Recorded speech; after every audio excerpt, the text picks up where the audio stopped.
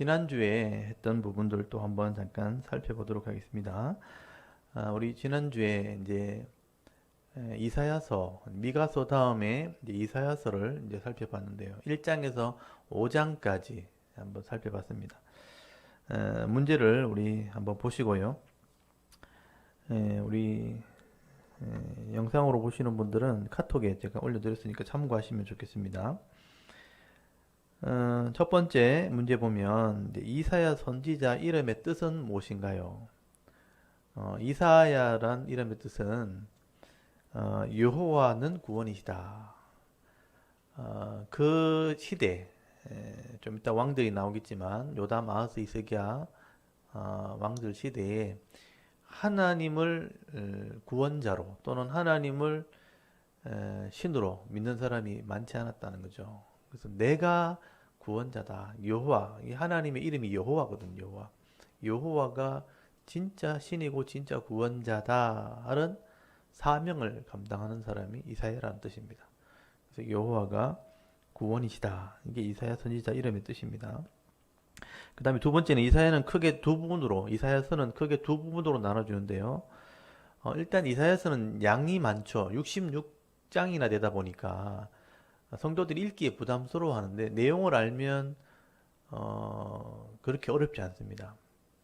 내용을 모르면 양이 많으니까 부담이스러운데 알고 읽으면 이렇게 하나님이 하실 말씀이 많으셨구나 이렇게 이해하게 되는 거예요. 그래서 이제 66장까지 되다 보니까 일단 둘로 나눠 놓으면 제일 좋거든요. 그래서 39장까지 39장까지가 이스라엘 백성이 결국은 불순종으로 망하게 된다는 얘기예요. 망하게 되는데 왜 망하는지 그 멸망의 이유, 죄에 대해서 기록을 한 거예요. 이런 죄 때문에 망하게 됐다. 하나님의 이 언약의 말씀대로 그리고 말씀대로 망하게 되었다는 것을 예언하게 되어 있고 실제로 이것을 역사에 확인하게 되면 성취가 되는 걸 보면 이 말이 맞다는 것을 알게 하려고 예언적으로 써놓는 거예요. 너희가 이렇게 해서 결국 망하게 될 거다. 왜 망하는지 그리고 그 망하는 심판을 받는 그 멸망받는 심판받는 사람들에게도 말씀을 하지만 그 속에 믿음 있고 남아있는 사람들 구원받는 사람들에게 주시는 위로의 메시지가 중간중간에 섞여 있어요. 그거를 이제 잘 구분하시면 돼요. 그래서 39장까지는 이스라엘 멸망과 멸망하는 이유에 대해서 기록했고 실제 역사를 기록했고 그다음 40장부터 마지막 66장까지는 내용이 달라요. 그래서 바벨론의 포로에 갔다가 회복되었을 때에 대한 이야기예요. 그래서 회복되었으니까 위로의 말씀이고 또 앞으로 이방인들까지 구원받게 될 하나님의 계획을 기록해 놨습니다. 이스라엘도 회복될 것이고 이스라엘을 통해서 이방인들까지 구원을 받게 될 하나님의 그 계획에 대해서 기록한 거예요. 그래서 내용이 좀 나눠진 것이죠. 그래서 이 40장부터 66장까지를 예언적으로 보면 이사야가 전체를 다 기록했다고 볼 수 있고 또 이 부분을 이제 편집했다고 다른 사람이 포로 이후의 시대니까 이사야 이후의 시대니까 다른 사람이 편집했을 거라고 보면 편집설이 되는 거예요. 그래서 이사야서는 이런 전체 양에 따라서 내용에 따라서 이렇게 여러 가지 통합설, 편집설 뭐 이런 것들이 있다는 거 아시면 되죠. 둘로 나눠져 있다는 것만 일단 구분하시면 일단 보기 편할 거예요. 39장까지는 멸망받게 된다는 얘기고 40장부터 66장까지는 이스라엘이 회복된다 하는 얘기를 기록을 하고 있다. 이렇게 이해하시면 좋겠습니다. 그 다음에 3번에 이사야서는 어느 왕이 다스리는 시대에 말씀을 선포했나요? 그래서 족보를 외우고 있으면 이게 이렇게 쉽죠. 우시야 왕 때부터. 그래서 이제 우시야 이전에는 아마시아는 그 요사밧 때부터 우상을 섬기면서 타락했던 왕들의 시대가 우시야 전 시대예요. 그러니까 이 북쪽의 아합의 영향을 받아가지고 남쪽이 우상을 섬긴 게 요사밧 때부터거든요. 요사밧의 아들 요람이 아달랴와 결혼하면서부터 그 우상의 영향으로 왕들이 다 타락을 하게 돼요. 그게 아마샤까지, 요아스 아마샤까지. 그래서 그 시대를 개혁을 한 사람이 우시야거든요. 그래서 이 우시야 때부터 마지막 이제 멸망하게 되기 전까지 왕들의 그 모습이 타락하게 된 것을 설명하는 거예요. 그래서 우시야, 요담, 아하스, 히스기야까지. 이사야 선지자가 여러 왕들을 이렇게 섬기면서 그 왕들과 고관들과 백성들에게 이 말씀을 외친 거예요. 그래서 멸망 직전의 그 왕들이죠. 그래서 우시야, 요담, 아하스, 히스기야까지 이제 그나마 좀 했고, 히스기야 다음에 므낫세부터 이제 완전히 멸망받게 된다는 얘기를 하게 되거든요. 그래서 므낫세 이후는 이제 타락하게 되고 멸망을 받게 되죠. 므낫세 다음에 아몬, 요시야, 요아스, 요야김, 요야긴 시대가 완전히 멸망받는 시대죠. 그래서 이 멸망하기 직전에 그나마 알아들을 수 있는 사람이 있을 때 이 이사야가 외친 거예요. 그래서 우시야부터 히스기야까지 그 왕들의 이름이 기록되어 있습니다. 그 다음에 네 번째, 이사야 선지자는 백성들의 죄를 한탄합니다. 소는 임자를 알고 나귀는 그 주인의 구유를 알지만 이스라엘은 또 나의 백성은 어떻다 이렇게 말하죠. 이게 이사야 선지자의 한탄이죠. 여러분 이스라엘은 하나님을 알지 못하고 또 나의 백성은 깨닫지 못하고 있다. 그래서 소도 나귀도 여기 보면 주인을 알고 임자를 따라가는데 내 백성, 언약한 내 백성은 하나님을 잊어버린 거죠. 알지도 못했고 하나님 말씀을 깨닫지도 못하니까 불순종하는 삶을 살아간다. 짐승과도 못한 사람이 되었다. 그런 의미죠. 그래서 이 선지자의 한탄이 1장부터 기록이 됩니다. 그리고 다섯 번째, 이사야 선지자는 불순종하는 이스라엘 백성들의 죄를 쳐서 외칩니다. 이때 관원들과 백성들을 멸망당한 도시에 비유를 합니다. 어느 관원과 어느 도시의 백성들이라고 말하나요? 그래서 이사야 선지자는 멸망받은 도시들을 비유해서 설명하죠. 소돔과 고모라. 소돔과 고모라가 음란함과 악함으로 심판받았던 걸 다 알고 있거든요. 근데 마치 예루살렘, 이 남쪽 유다 백성들이 이 소돔과 고모라처럼 되었다. 이거는 우상과 음란이 가득하다는 거예요. 그렇게 멸망받을 지경까지 됐다. 그래서 소돔과 고모라를 아는 사람들은 이스라엘 백성이 얼마나 타락했는지를 이제 알게 되는 것입니다. 그 다음 여섯 번째, 이스라엘 백성들은 하나님 앞에 나와 예배를 드리고 제물을 바쳤지만 하나님께서 기뻐하지 않으셨습니다. 이것은 하나님 앞에 보이려고 오는 것이고 형식적인 예배라고 말씀하시면서 무엇이라고 말씀하시나요? 보이러 왔다, 형식적으로 예배 드린다를 한마디로 이사야 선지자가 표현할 때 너희는 내 마당만 밟을 뿐이라 이런 표현을 썼어요. 많이 들어보셨던 말씀이죠. 믿음도 없이 말씀도 행함도 없이 그냥 나는 예수 믿는 집에 태어났다고 그냥 예배드리러 교회 오는 사람들, 이걸 바른 예배가 아니라는 거예요. 그냥 마당만 밟고 왔다 갔다 하는 사람들이다. 그런 표현을 쓴 거예요. 그래서 여러분 하나님께 예배한다는 것은 예절이라는 예자와 엎드린다, 절한다는, 경배한다는 배자잖아요. 하나님을 알고 엎드려야 되는 거예요. 엎드리고 회개하고 말씀대로 순종할 것을 결단하고, 그래서 그 말씀대로 살지 못하는 것을 안타까워하면서 하나님 앞에 믿음으로 살아가는 그게 예배거든요. 근데 그런 마음도 없이 그냥 오는 거는 왔다 갔다 하는 거예요. 그래서 내 마당만 밟을 뿐이라 그때나 지금이나 이런 책망을 듣게 된다는 겁니다. 그 다음 일곱 번째, 이스라엘 백성들이 헛된 재물을 바치고 번양하는 것을 보시면서 하나님께서 무엇을 견디지 못하겠다. 하나님의 한탄이죠. 여러분 예배하러 와가지고 나 이 헌금했다, 또 난 찬송했다, 기도했다, 뭐 예물 드렸다 하는데 하나님이 그걸 받기 싫은 거예요. 받을 수 없는 거죠. 왜 하나님이 견디지 못할 정도로 힘든가? 거기 보시면 거기 13절에 나오죠. 성회와 아울러 악을 행하는 걸 견디지 못하겠다. 예배 드리고 와가지고 뭐 기도하고 찬송하고 뭐 이렇게 말씀 듣는다 하는데도 밖에 나가면 여전히 악을 행하는 거예요. 여러분 사람들 멸시하고 무시하고 죽이고 빼앗고 탈취하고 속이고 하면서 와서 또 와가지고 하나님께 찬송한다 그러고 구원받았다 그러고 도와달라 그러고, 여러분 악을 행하는데 도와달라 그러면요 하나님이 악을 행하는 걸 도와주겠습니까? 그걸 못 견디겠는 하나님이. 회개하고 믿음으로 살 것을 결단해야 하나님 도와줄 수 있는데 악을 행하면서 와서 도와달라는 거예요. 그러니까 하나님이 그걸 못 견디겠다 그렇게 말씀하시는 것입니다. 여러분 이 자녀 중에 하나가 이 타락을 해가지고 인생의 목표를 잃어버리고 술 마시고 노름하러 다니는데 부모님한테 나 돈 떨어지니까 돈 달라고 하면 부모님 술 마실 거 뻔히 알고 있고 도박할 거 뻔히 아는데 그 돈 주겠습니까? 네가 그것을 위해서 성실하게 살고 이렇게 남기고 도와주고 할 때 기쁨으로 사역하기 위해서 도와줄 수 있는 것이지. 술을 먹고 도박할 거 뻔히 아는데 부모님이 그걸 주실 수가 없죠. 네가 먼저 회개하고 돌아오라 이렇게 하는 거죠.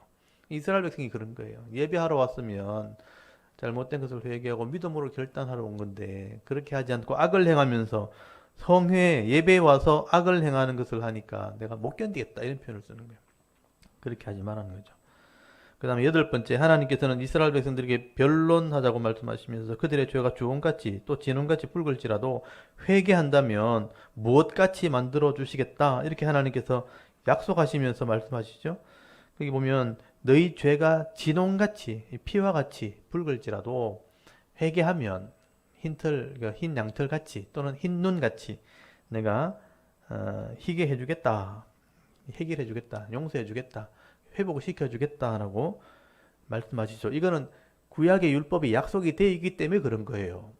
하나님이 처음 언약의 말씀을 주실 때에 너희가 죄를 지을 것도 알고 있었고 실족해서 넘어질 것도 알고 있었기 때문에 회개하고 돌아오는 자들에게는 원래대로 회복되는 법을 주신 거예요. 그게 하나님의 약속이에요. 말씀이 변하지 않는 말씀이죠.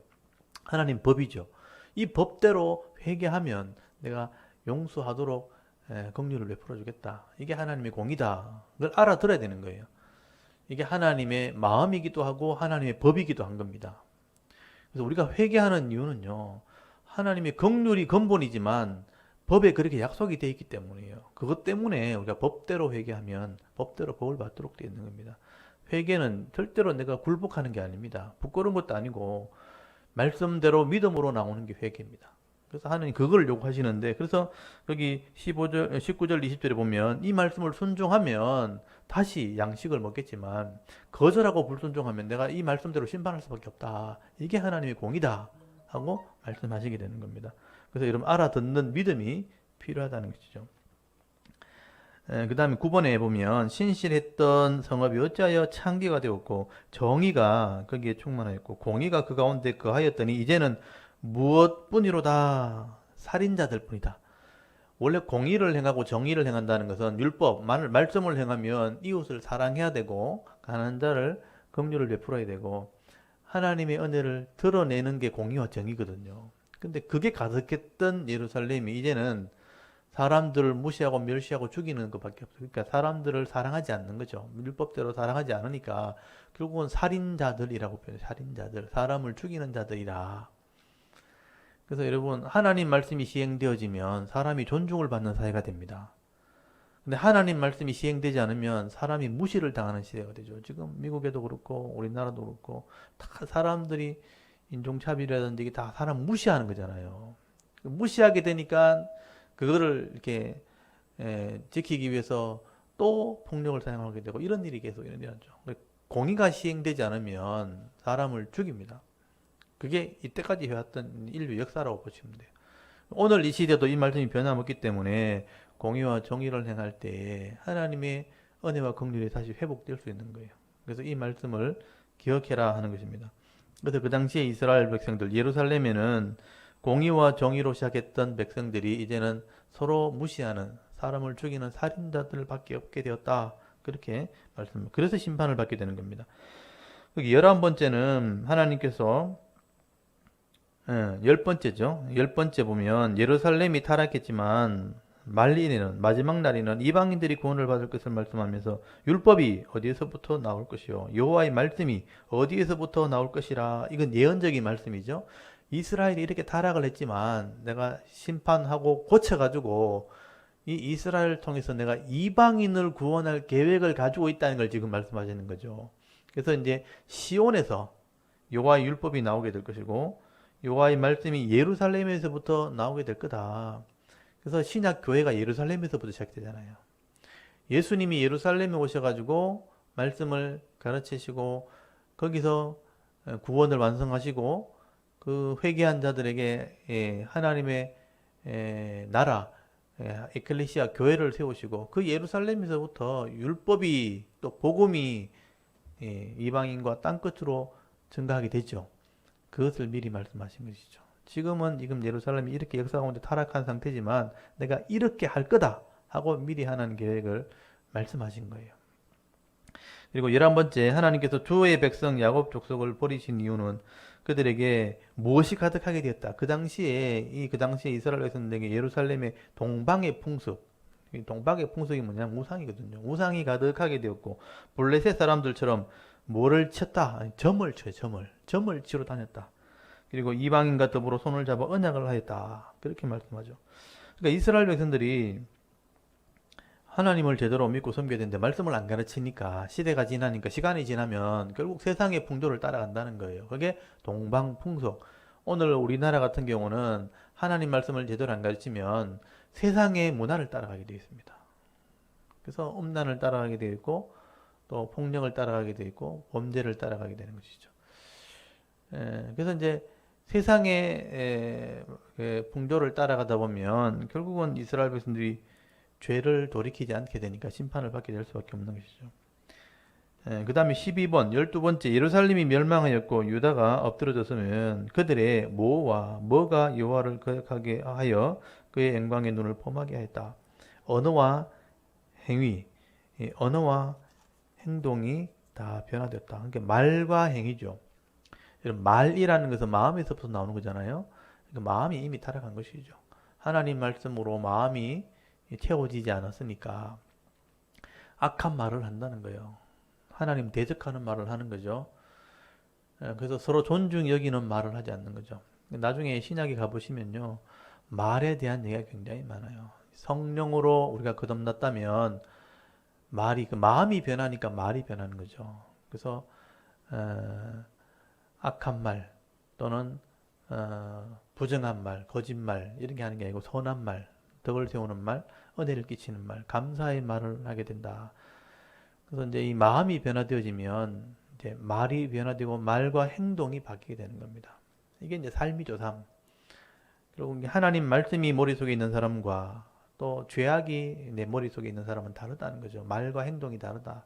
이스라엘 백성은 이미 말과 행동이 달라진 것은 결국 하나님의 말씀을 마음에 품지 않았다 하는 것을 말씀하는 것입니다. 그 다음에 13번째, 교만하여 느린 목과 정을 통하는 눈으로 다니며 온갖 부와 사치를 행함으로 하나님 마음을 아프게 했던 사람들은 누구인가요? 이게 온갖 치장을 하고 화장을 하고 이렇게 여러 가지 액세서리를 하는 사람들이 여인들이죠, 여인들. 그러니까 여인들의 사치를 여기 책망한 겁니다. 그러니까 사람들이 다른 사람보다 많이 가지려고 빼앗고 착취를 하면 힘 있는 사람이 주로 그렇게 하죠. 돈이 있는 사람이 주로 그렇게 합니다. 돈 있는 사람이 빼앗고 착취해서 그 돈을 가지고 가난한 자를 위해 쓰는 게 아니고 자기를 치장하는 데 쓰는 거예요. 치장하는 데 쓰는데 온갖 사치를 다 한다는 거예요. 결국 하나님이 그거 다 빼앗아 버리겠다.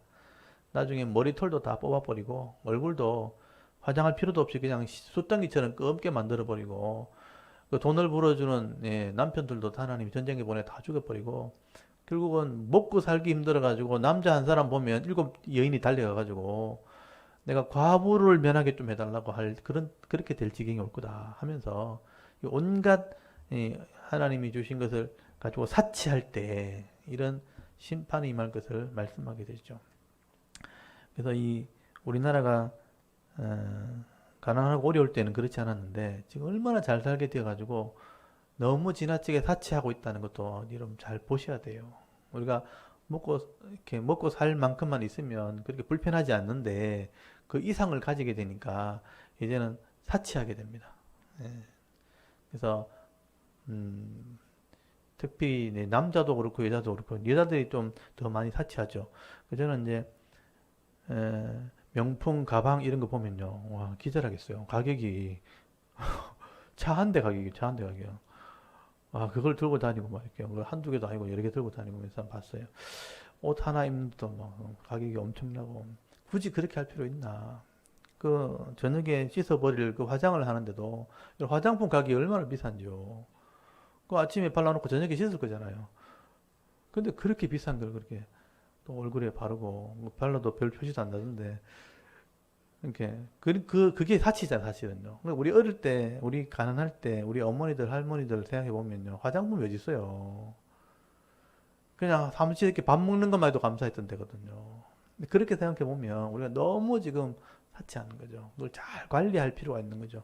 어느 정도 내가 삶을 유지할 수 있다면 그것 가지고 더 좋은 일에 선한 일에 사용할 때 그게 더 선순환되어지면 사회가 결국 더 복되게 된다는 거예요. 그러면 서로 양극화도 좀 줄어들 거고 너무 생각해 보십시오.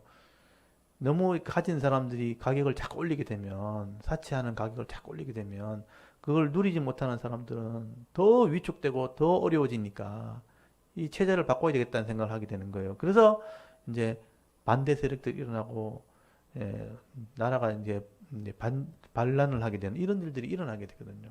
그래서 전체를 잘 관리하는 게 지도자가 해야 될 일인데 이 나라 우리 대한민국이 그렇게 되지 않도록 그래서 모든 백성이 다 골고루 공평하게 누릴 수 있는 나라가 되도록 기도해야 되는 거예요. 그래서 이스라엘이 그렇게 사치를 하게 될 때 결국은 예루살렘이 무너지게 된 겁니다.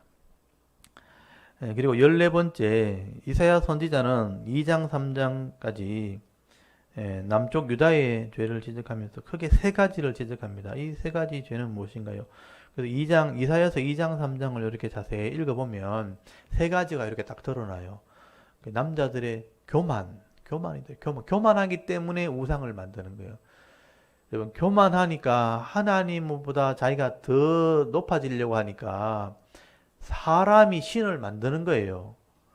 여러분, 사람이 신을 만들었잖아요. 자기가 만들었으니까 자기가 더 높죠. 그래놓고 그 신한테 잘 해달라고 엎드리는 거예요. 그게 우상이거든요. 그러니까 첫 번째가 교만의 죄고요. 두 번째가 우상의 죄예요. 우상을 손으로 만들어 놓고 그걸 섬기고 있는 거예요. 그리고 아까 말했던 사치. 이 세 가지 죄가 딱 드러나요. 그러니까 교만과 우상과 사치하는 죄 때문에 예루살렘 망한다. 그렇게 말씀하는 겁니다. 그런 눈으로 우리가 이 대한민국을 한번 바라보시기 바랍니다. 15번째, 그날은 이 이사야 선지자가 말하는, 이 선지자들이 말하는 관사가 달려있는 정해진 그날은 마지막 날, 심판날을 얘기하는 거예요. 그래서 그 날에는 여호와의 싹이 아름답고 영화로울 것이라고 말씀합니다. 여기 나오는 여호와의 싹은 누구를 말하는 것인가요? 그래서 11장 1절을 제가 이렇게 같이 적어놨고, 이 싹이라고 표현되는 것은 새로운 시작이라고 보면 되거든요. 이게 예수 그리스도를 말하는 거예요. 예언적인 말씀이죠. 근데 이 싹이 새로운 시작이 어디서 나오는가? 이새의 가지, 이새의 줄기에서 나온다는 거예요. 그러니까 이새가 다윗의 아버지죠. 그래서 다윗의 가문, 다윗의 혈통의 가문에서 나오는 싹이 있다는 거예요. 새로운 시작. 그게 예수 그리스도를 상징하는 겁니다. 이게 예언적인 말씀이죠. 나중에 11장까지 가보시면 또 나올 겁니다. 그래서 이 싹이 나와서 하는 일들을 보면 이게 그 당시 지도자 일이 아닌 거예요. 그러니까 메시아가 하는 일이에요. 구원자가 하는 일들을 예언적으로 기록해놨고 이런 일을 하는 사람이 나타나면 그인 줄 알게 되라. 안 된다. 나중에 신약에 가면 예수님 보면 그걸 알게 되죠. 내가 이렇게 예언한 그 일을 하는 자다. 이렇게 표현하거든요. 그래서 이 예수님이 선지자들이 예언했던 그분이라는 것을 알아보게 되는 거예요. 이게 하나님이 이걸 기록하셨기 때문에 그래서 하나님의 계획이었다는 것을 우리는 믿게 되는 겁니다.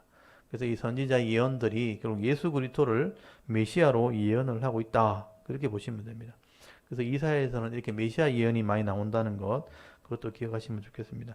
16번째, 이사야서 1장에서 5장까지는 이스라엘의 죄악상을 말씀합니다. 특별히 5장에 포도원의 노래를 통해서 비유로 설명하면서 기름진 산에 극상품 포도나무를 심었는데 어떤 열매를 거뒀다고 말씀하시나요? 이 기름진 산은 가나안 땅을 의미하는 것이고요. 그리고 가나안 땅에 이스라엘 백성들이 그 땅을 차지해서 포도나무로 이렇게 비유를 했지만 그 열매는 삶을 얘기하거든요. 하나님 백성이 죄악의 땅에 들어가서 이제는 거룩한 삶을 살기를 바랬다는 거예요. 그래서 그런 열매를 기대했는데 악한 삶이 나온 거예요. 우상을 섬기고 악을 행하는. 그래서 이 악한 삶을 하나님이 못 먹는 들포도로 표현하고 들포도. 그래서 포도는 마음을 시원케 하고 힘을 주는 그런 과일인데 하나님 말씀으로 살았을 때 이런 힘과 은혜와 능력이 나타나야 되는데 아무 쓸데없는 그런 들포도가 나왔다는 거예요. 이 들포도라는 게 독이 있는 포도거든요. 먹으면 죽는 포도가 나온 거예요. 그게 이스라엘 백성들이 타락했다는 것을 비유로 표현한 것입니다. 이 포도원으로 비유하고 있다는 거 기억하셔야 되고요. 그래서 예수님께서 신약에 보면 말씀을 가르치시면서 포도원의 비유를 자꾸 하시는 거예요. 포도원이 이스라엘 백성들을 상징하는 거죠. 포도원에 일꾼이 왔다. 나중에 예수님을 상징하는 것이고요. 포도나무 비유할 때 내가 포도나무고 너희는 가지다. 이 포도나무를 자꾸 비유하는 것은 그리고 이 구약의 그림을 가지고 예수님과 하나님 백성의 모습을 그렇게 자꾸 설명하는 겁니다. 근데 포도원, 그 당시에는 포도농사를 지었던 이스라엘 백성들이 알아들을 수 있도록 그렇게 비유한 것이고요. 이게 결국은 하나님 백성들을 비유로 그렇게 표현하고 있다는 것들도 기억하시면 좋겠습니다. 그 다음에 17번째, 여기 포도원의 노래가 나오는 포도원과 나무는 각각 누구를 말하는 것인가요? 거기 5장 7절에 보면 설명을 해놨어요. 여기 5장 7절에 보면 무릇 만군의 여호와의 포도원은 이스라엘 족속이요 그가 기뻐하시는 나무는 유다 사람들이라 라고 써놨잖아요. 그리고 끝에 정의를 바라셨더니 도리어 포악이요 그들에게 공의를 바라셨더니 도리어 부르짖음이었도다. 이 정의와 공이 또 나왔죠. 정의와 공이 하나님 말씀대로 살아가는 삶을 기대했는데 사람들이 말씀대로 안 살고 서로 포악을 행하고 서로 죽이면서 부르짖는 소리가 가득한 땅이 되어버렸다. 이 죄악이 가득한 땅이 됐다는 것을 말씀하는 거죠. 그래서 거룩한 삶을 기대했는데 악한 삶이 나와버렸다. 그래서 포도원을 다 헐어버리고 내가 짐승들에게 내가 다 그냥 포도원을 다 맡겨버릴 거다. 이 심판받을 것을 나중에 예언하게 되죠. 그리고 18번째, 이 마지막입니다. 18번째, 이스라엘 백성들이 타락함으로 심판을 받게 되는 것은 결국 무엇을 버리며 무엇을 멸시하기 때문이라 이렇게 말씀하셨습니다. 무엇을 버리며, 여기 여호와의 율법을 버렸다. 여기 이사야서 5장 24절에 보시면요. 만군의 여호와의 율법을 버렸다고 되어 있고 이스라엘의 거룩하신 이 말씀을 멸시했다. 결국 이스라엘이 멸망받은 근본적인 원인은 언약의 말씀, 하나님의 법이죠. 이 법을 가지고 복을 받도록 계약을 하고 들어갔는데 그 법을 어기는 바람에 법대로 심판을 받게 됐다는 거예요. 여호와의 율법을 버리고 여호와의 말씀을 멸시했다. 오늘 우리 신약 성도들도 예수님을 우리가 믿지만 예수님을 속죄하기로 계약한 법이 율법에 있어요. 그 율법대로 예수님이 속죄하신 거거든요. 그럼 예수님을 믿는다는 것은 예수님을 통해서 율법이 성취된 걸 믿어야 되는 거예요. 그래야 하나님을 믿을 수 있는 거예요. 근데 우리가 예수님만 자꾸 믿어야 된다, 십자가만 믿는다고 얘기하고 율법을 몰라버리면 그냥 막연한 신앙이 돼버리는 거예요. 그냥 피상적인 신앙이 되는 거예요. 현실적인 법을 우리가 이해를 해야 되는 것이죠. 하나님께서는 법대로 복을 주시고 법대로 심판하고 법대로 구원할 것을 계약했는데 그 법대로 예수님이 속죄를 이루셨기 때문에 법대로 속죄하신 예수님을 믿으니까 하나님 법을 믿는 거죠. 그래서 우리가 구원받는 거예요.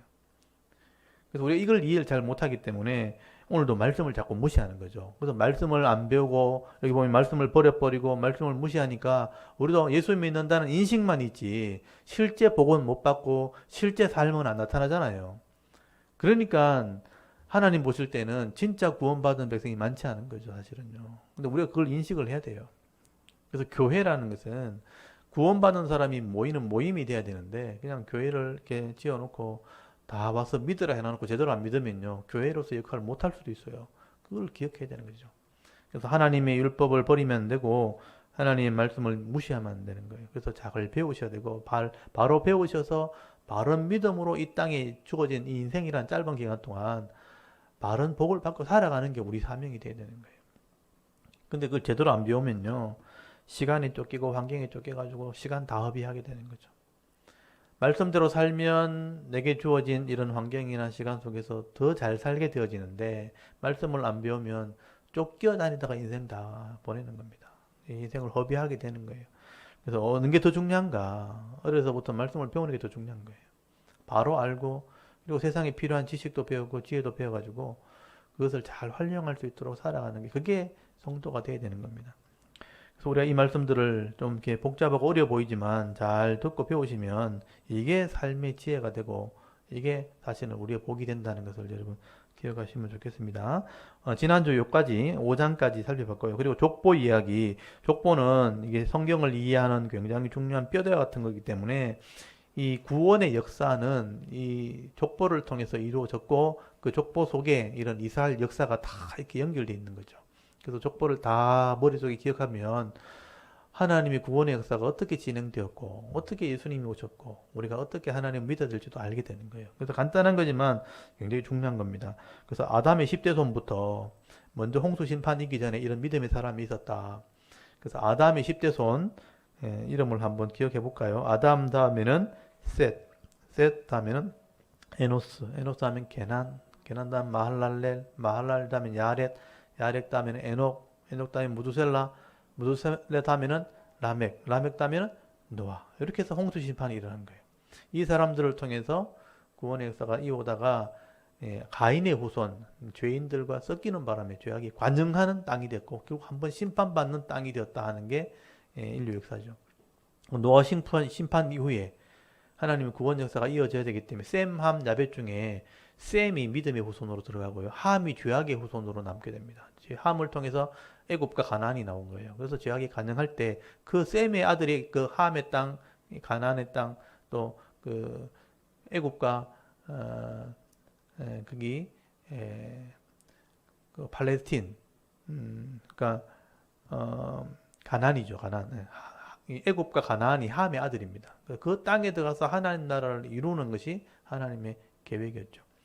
그래서 이제 셈을 통해서 아담까지, 아브라함까지 믿음의 첫 후손.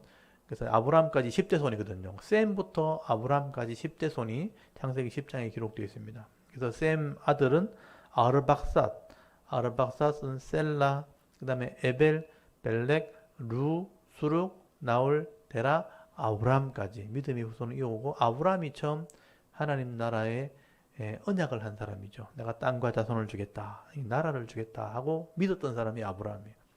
그래서 아브라함의 후손이 이삭이고 이삭의 아들이 야곱이고 야곱을 통해서 12아들이 나와서 이스라엘 나라가 되고 그 나라가 구원의 모델이 된 거예요. 세계 중에서 내가 너희를 선택해서 언약한다는 거예요. 언약을 잘 지키면 내 소유가 되고 거룩한 나라가 되고 거룩한 제사장 나라가 되고 거룩한 백성이 될 것이다. 출애굽기 5장 6절에 약속을 한 것이죠. 19장 5절 6절에 약속을 한 것입니다. 그래서 이 이스라엘 백성과 하나님이 출애굽기 19장 5절 6절에 약속하면서 구원의 모델로 하나님 사용하셨다는 거. 야곱의 아들이죠.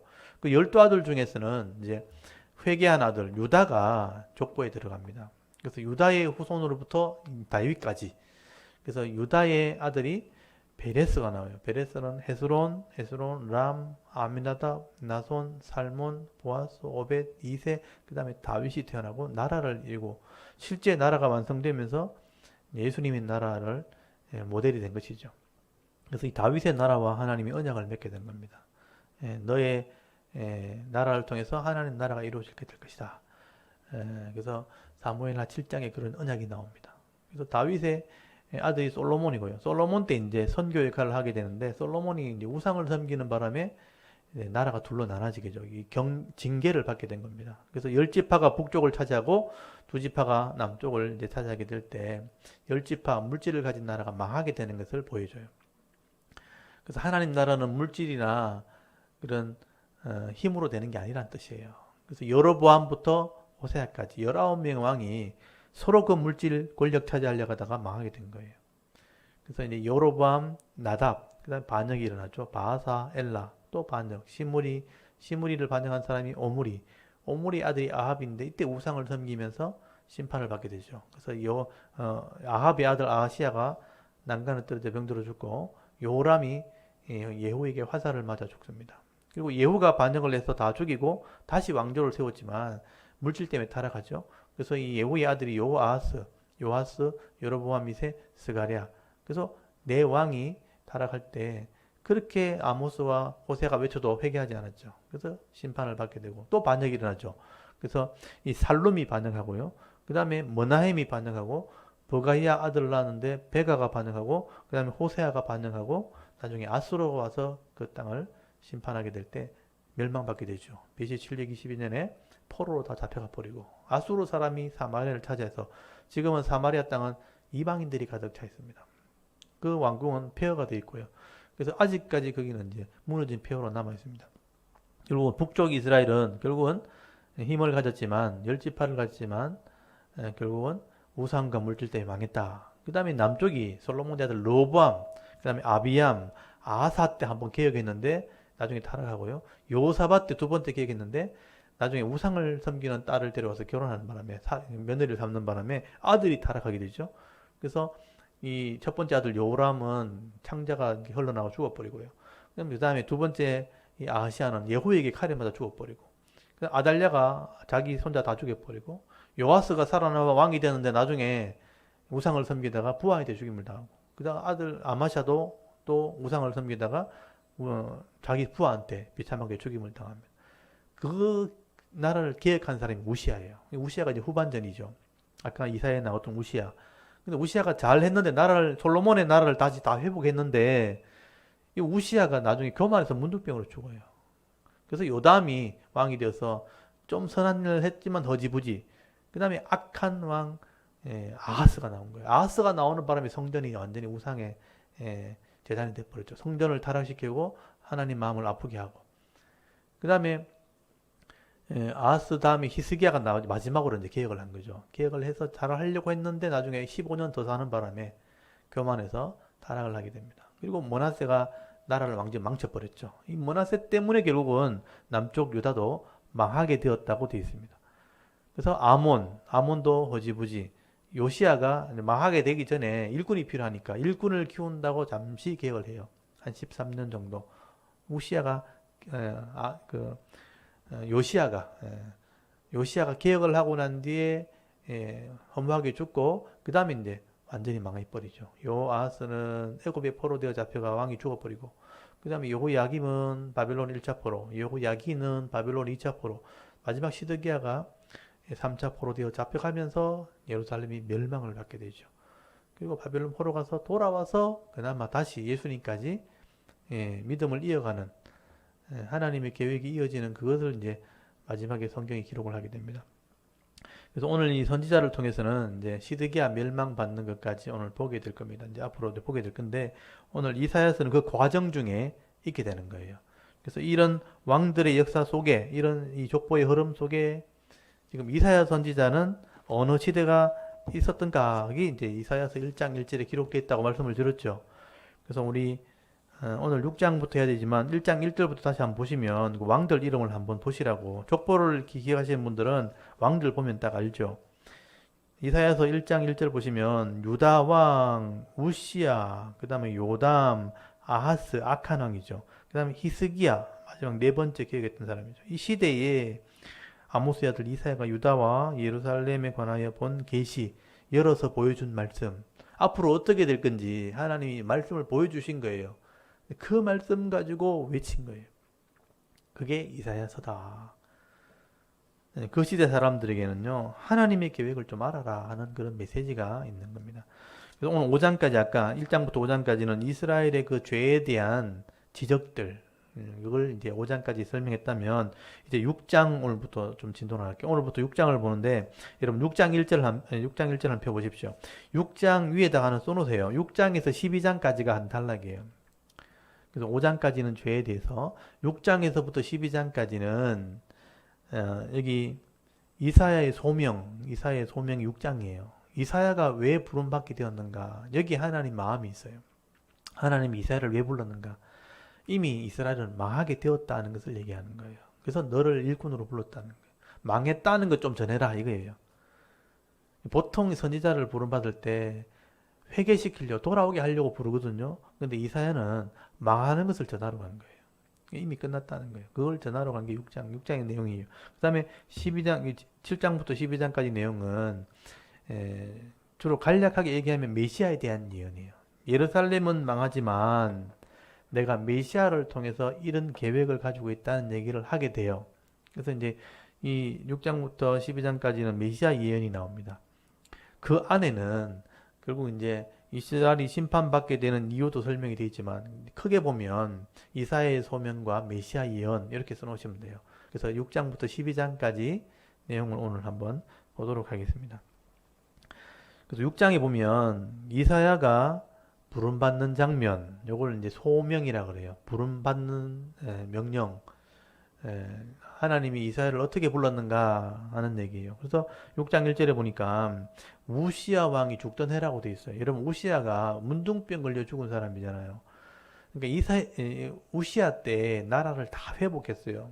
영토를 회복하고 국방을 회복하고 경제를 회복하고 농업과 또 여러 가지 이제 문화를 다 회복시킨 사람이 우시야예요. 그러니까 이 우시야가 제2의 전성시대, 솔로몬의 시대를 회복한 사람이라고 이해하시면 돼요. 이때 북쪽에는 여로보암 2세가 북쪽을 회복한 시대거든요. 그러니까 이때는요, 북쪽도 회복이 되었고 남쪽도 회복이 된 시대예요. 하나님이 한 번 더 기회를 준 거죠.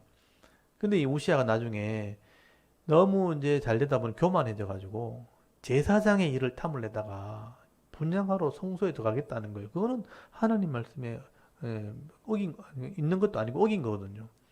근데 그 말을 듣지 않고 결국은 종교까지 자기가 이제 지배하려고 하다가 결국은 심판을 받은 거거든요. 문둥병이 걸려서 사역을 하지 못하게 되고 그 아들 요담이 왕이 되는데 이 우시아가 번창하게 했을 때 나라가 다시 한번 잘 될 줄 알았단 말이에요. 근데 허무하게 나병이 걸려 죽었으니까 선지자 입장에서 굉장히 실망을 했다는 거예요. 이렇게 나라가 다시 한번 회복될 줄 알았더니 우시아가 죽어버렸으니 이제는 어떻게 해야 되나 낙심하고 있었다는데 그때 하나님이 이런 이사야에게 환상을 보여준 거예요. 하나님의 보좌를 보여주시고요. 천사들이 하나님을 찬양하는 모습들을 보여줍니다. 그래서 6장 1절에 그게 하나님의 보좌가 나와요. 하늘에 있는 보좌를 영광을 보여준 거죠. 하나님의 영광을 보여주고 그리고 예배의 모습 보여주고 2절에 스랍이라는 게 케루빔 천사들이에요. 천사들이 하나님을 찬양하는 모습을 보여준 겁니다. 그래서 그 3절에 거룩하다, 거룩하다, 거룩하다. 보통 삼위 하나님의 찬양이라고 보통 얘기하죠. 하나님을 찬양하는 모습, 예배하는 모습을 보여준 겁니다.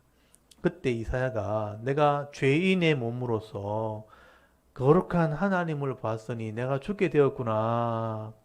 자기 죄인임을 인정하는 장면이 나와요. 그래서 거기 6장 4절에 이와 같이 화답하는 자의 소리로 말미암아 문지방의 터가 요동하며 성전의 연기가 충만한지라 그때 내가 말하되 화로다. 화로다는 것은 이제 망하게 되었다. 나여 망하게 되었도다. 나는 입술이 부정한 사람이요. 그러니까 죄인이란 뜻입니다. 입술이 부정하다 하는 것은 죄인이요 나는 입술이 부정한 백성 중에 거주하면서 만군의 여호와의 신왕을 배웠음이로다 하였더라. 죄인이 하나님 만났으니 죽을 수밖에 없다. 근데 6절에 그때에 그 스랍 천사 중에 하나가 부젓가락으로 제단에 번제단이죠. 제단에 집은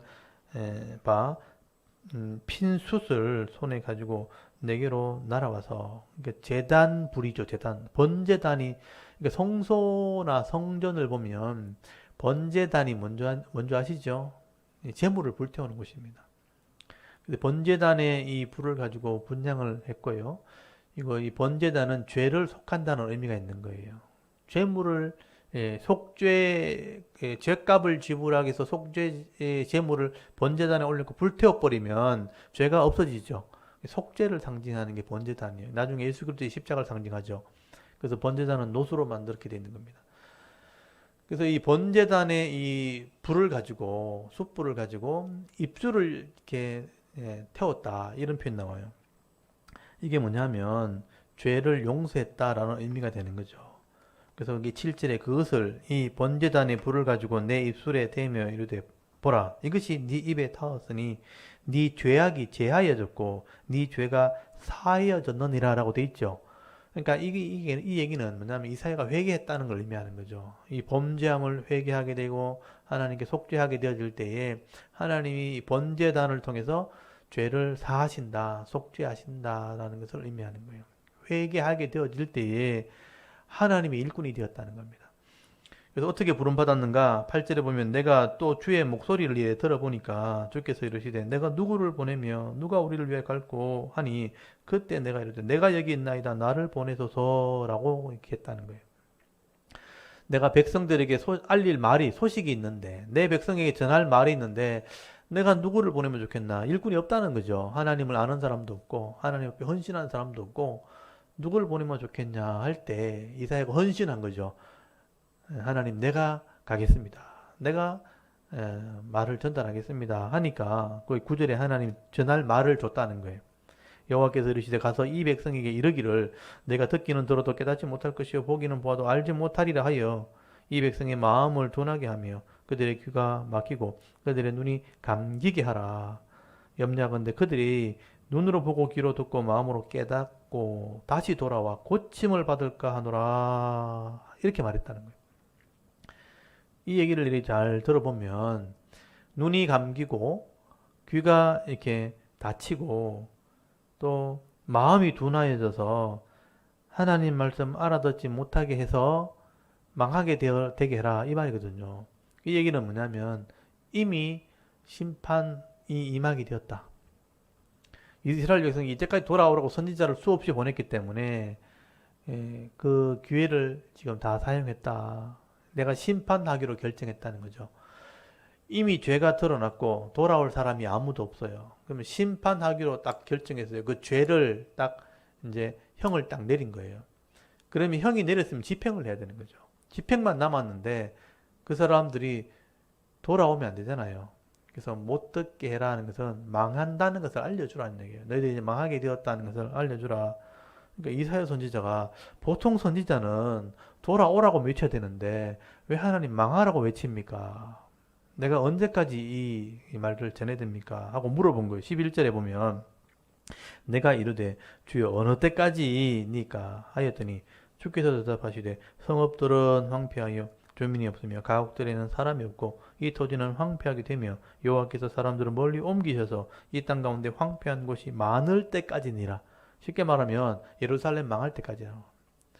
그러니까 성읍은 무너지고 백성들은 다 잡혀갈 때까지 네가 이 말씀 전해라 라고 외쳤다는 거예요.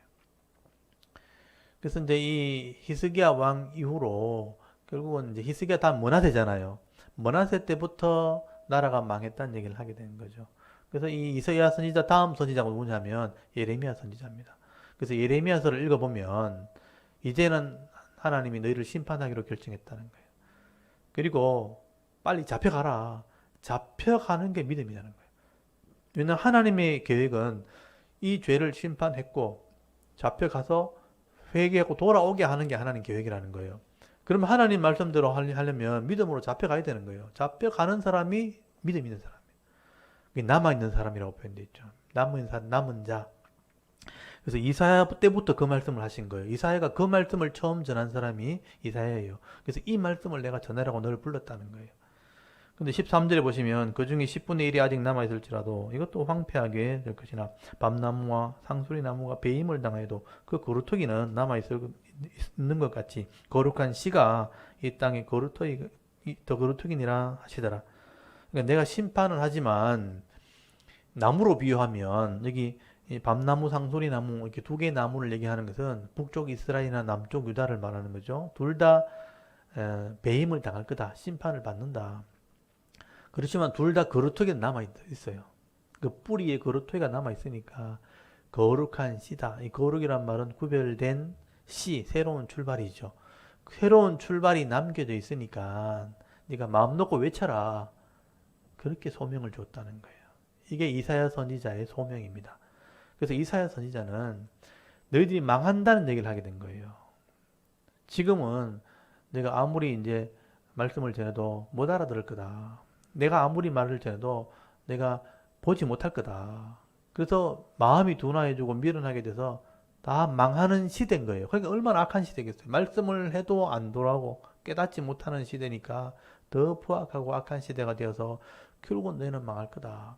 그렇지만 하나님은 계획이 있는데 믿음 있는 사람은 돌아온다는 거예요.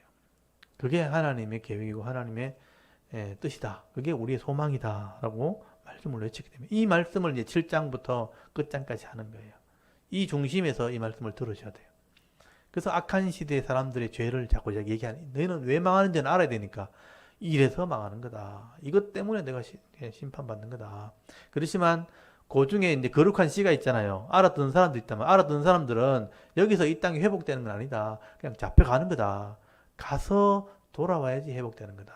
이게 하나님의 계획이라는 거예요. 그거를 아는 사람들은 믿음으로 순종해라. 그 얘기를 하는 것입니다. 이게 이사야의 소명입니다. 6장. 이게 이해가 되어야 이제는 7장부터 나오는 말씀도 이해가 되는 겁니다. 여러분 7장, 8장, 여기 2장은 그 당시의 왕 중에 제일 악한 왕이 누구냐면 아하스 왕이죠. 그 아하스 왕이 얼마나 믿음 없는지를 표현한 게 7장, 9장, 7장, 8장이에요. 그래서 지금 우시야는 죽었고 그 다음에 요담이 좀 허지부지하거든요. 요담 때 그나마 조금 믿음이 있었어요. 요담이 허지부지하고 난 뒤에 아하스가 왕이 됐단 말이에요. 그 아하스가 왕이 되었을 때 이 아하스가 얼마나 악한 왕인지를 한 사건을 통해서 표현한 게 7장, 8장입니다. 그래서 지난번에 우리 아하스 왕 잠깐 공부할 때, 열왕기 하하스 공부할 때 아하스 왕이 왕이 되었을 때 북쪽에 있는 이스라엘, 북쪽 이스라엘과 그 베가와 그리고 아람, 르신이라는 왕이 서로 연합을 해가지고 이 남쪽 유다 아하스를 쳐들어온 적이 있어요. 그러니까 북쪽 이스라엘과 아합이 아람이 다메섹 아람이 연합이 돼가지고 두 나라가 이제 이스라엘 쳐들어오게 되니까 아하스가 막 두려워서 막 떨고 말했거든요. 그때 하나님이 이사야를 보내가지고 걱정하지 마라. 내가 이 두 왕을 망하게 할 테니까 네가 하나님을 의지하는 믿음을 좀 보여주라. 그러면 내가 너를 도와주겠다. 징조를 구하려 가지고 징조를. 그러니까 네 믿음이 있다는 것을 좀 보여달라. 하나님께 은혜를 구해봐라. 또 표를 구해봐라. 그럼 내가 보여줄게. 근데 아하스가 안 구하잖아요. 저는 하나님 안 믿기 때문에 안 구합니다. 말로는 내가 하나님 시험하지 않는다 이렇게 말하지만 하나님 안 믿는다는 거예요. 눈에 보이지 않는 하나님 못 믿겠다는 거예요. 눈에 보이는 신을. 그래서 이 아하스 왕은요, 아수르 왕에게 세금 바치잖아요. 아수르 왕에게 세금 바쳐가지고 이 아람을 좀 쳐달라고. 그래서 아람을 쳐 아수르가 내려와서 유다까지 괴롭히잖아요. 그런 짓을 한 게 아하스예요. 그만큼 믿음 없는 왕이었다는 것을 이 사건을 통해서 보여주는 거예요. 그래서 네가 징조를 안 보니까 하나님은 아하스가 이뻐서 살려주는 게 아니고 아하스가 살아있어야 아하스 왕 후손을 통해서 예수님이 나오거든요. 그래서 미워도 내가 이 나라 때문에 아하스를 지켜주는 거예요. 그래서 지켜주는데 믿음을 좀 요구하면 네 생에 복을 주고 싶다는 거죠. 살아있는 동안 복을 받는 게 안 낫나? 고통스러운 것보다. 근데 이 나라는 내가 지켜주는데 네가 복을 받으려면 네가 믿음이 있어야 되니까 믿음을 좀 보여달라 하니까 이 믿음을 안 보여준 게 없는 거예요. 그러니까 평생 고생만 하다 죽었잖아요. 그러니까 이 아하스가 징조를 구하지 않으니까 하나님이 내가 그럼 징조를 이 나라를 지켜주겠다는 표시를 내가 보여줄게. 그래서 이제 여인이 애를 낳으면 이유식을 할 때쯤 되면 두 왕이 죽게 될 거다. 그래서 그 여인이 낳은 애 이름을 임마누엘이라고 지어라. 임마누엘이라고. 하나님이 우리와 함께 하는 것을 이 아이를 통해서 보게 될 거다. 그래서 이 아이 이름을 임마누엘이라고 지어라 그렇게 하는 거예요. 그래서 이 이름에 의미가 있는 거예요. 아하스는 믿음이 없는데 이 아이를 통해서 하나님이 일하시는 것을 성취된 보면 두 나라가 망한 걸 보면 말대로 된 거잖아요. 그때 이 말이 맞구나 하는 것을 알게 된다는 거예요. 그리고 이것도 부족하니까 이사야 선지자가 아들을 하나 낳아요. 그때 마을할랄 하스바스라고 여기 8장 1절에 나와요. 마헬 살랄 하스바스. 그래서 이 어려운 이름인데 이제 속하기 그 약탈과 이런 고통이 속히 오게 될 거다. 노력이 속히 오게 될 거다. 이런 의미인데, 그러니까 이 이사야 선지자의 아들 이름을 통해서도 똑같이 이런 두 나라가 망하게 될 것을 이제 상징적으로 보여주는 이름이 나오는 거예요. 임마누엘과 마헬 살랄 하스바스라는 이름을 통해서 내가 두 나라를 망하는 것을 보여주겠다는 거예요. 그러니까 아하스가 믿음이 없어가지고 하나님이 이런 징조를 보여주는 그런 한 사건을 기록해 놓은 거예요. 이사야 선지자가 하도 기가 막혀가지고 이걸 성경에 기록해 놓은 거예요. 그 시대의 왕은 이렇게 믿음이 없었다는 거예요. 그렇지만 하나님이 이 나라를 이렇게 보호하고 있었다 하는 것을 7장, 8장을 통해서 보여주고 있는 겁니다. 여러분 7장 한번 보십시오. 이제 내용을 한번 설명해 볼게요. 7장 1절에 우시아의 손자요 요담의 아들인 유다의 아하스 왕. 이건 이제 이해하시겠죠? 우시아의 아들 요담의 아들이니까 우시아의 손자죠. 아하스 왕 때 아람의 르신, 요게 아람 왕이죠. 왕과 르말라의 아들 이스라엘의 베가 이스라엘 왕이죠. 그러니까 그 예후 왕조가 끝나고 난 뒤에 그 스가랴가 마지막 예후의 네 번째 왕이죠. 그래서 살룸, 므나헴, 그 다음에 베가잖아요. 이 베가 왕 때 아람과 이 르신이 아람 르신과 이 베가가 연합을 한 거죠. 이 베가가 왕이 베가 왕이 올라와서 예루살렘을 쳤으나 능히 이기지 못하니라. 이게 보면 이 두 왕이 올라온 게 역사에 실제 나오죠. 그러니까 여러분 이렇게 하나 써놓으시면 좋겠는데 역대기를 한번 찾아봅시다. 우리가 뭐 빨리 봐야 될 이유가 없으니까 확인을 하는 게 좋겠죠.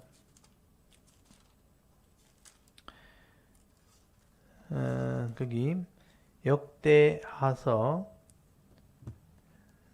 거기 28장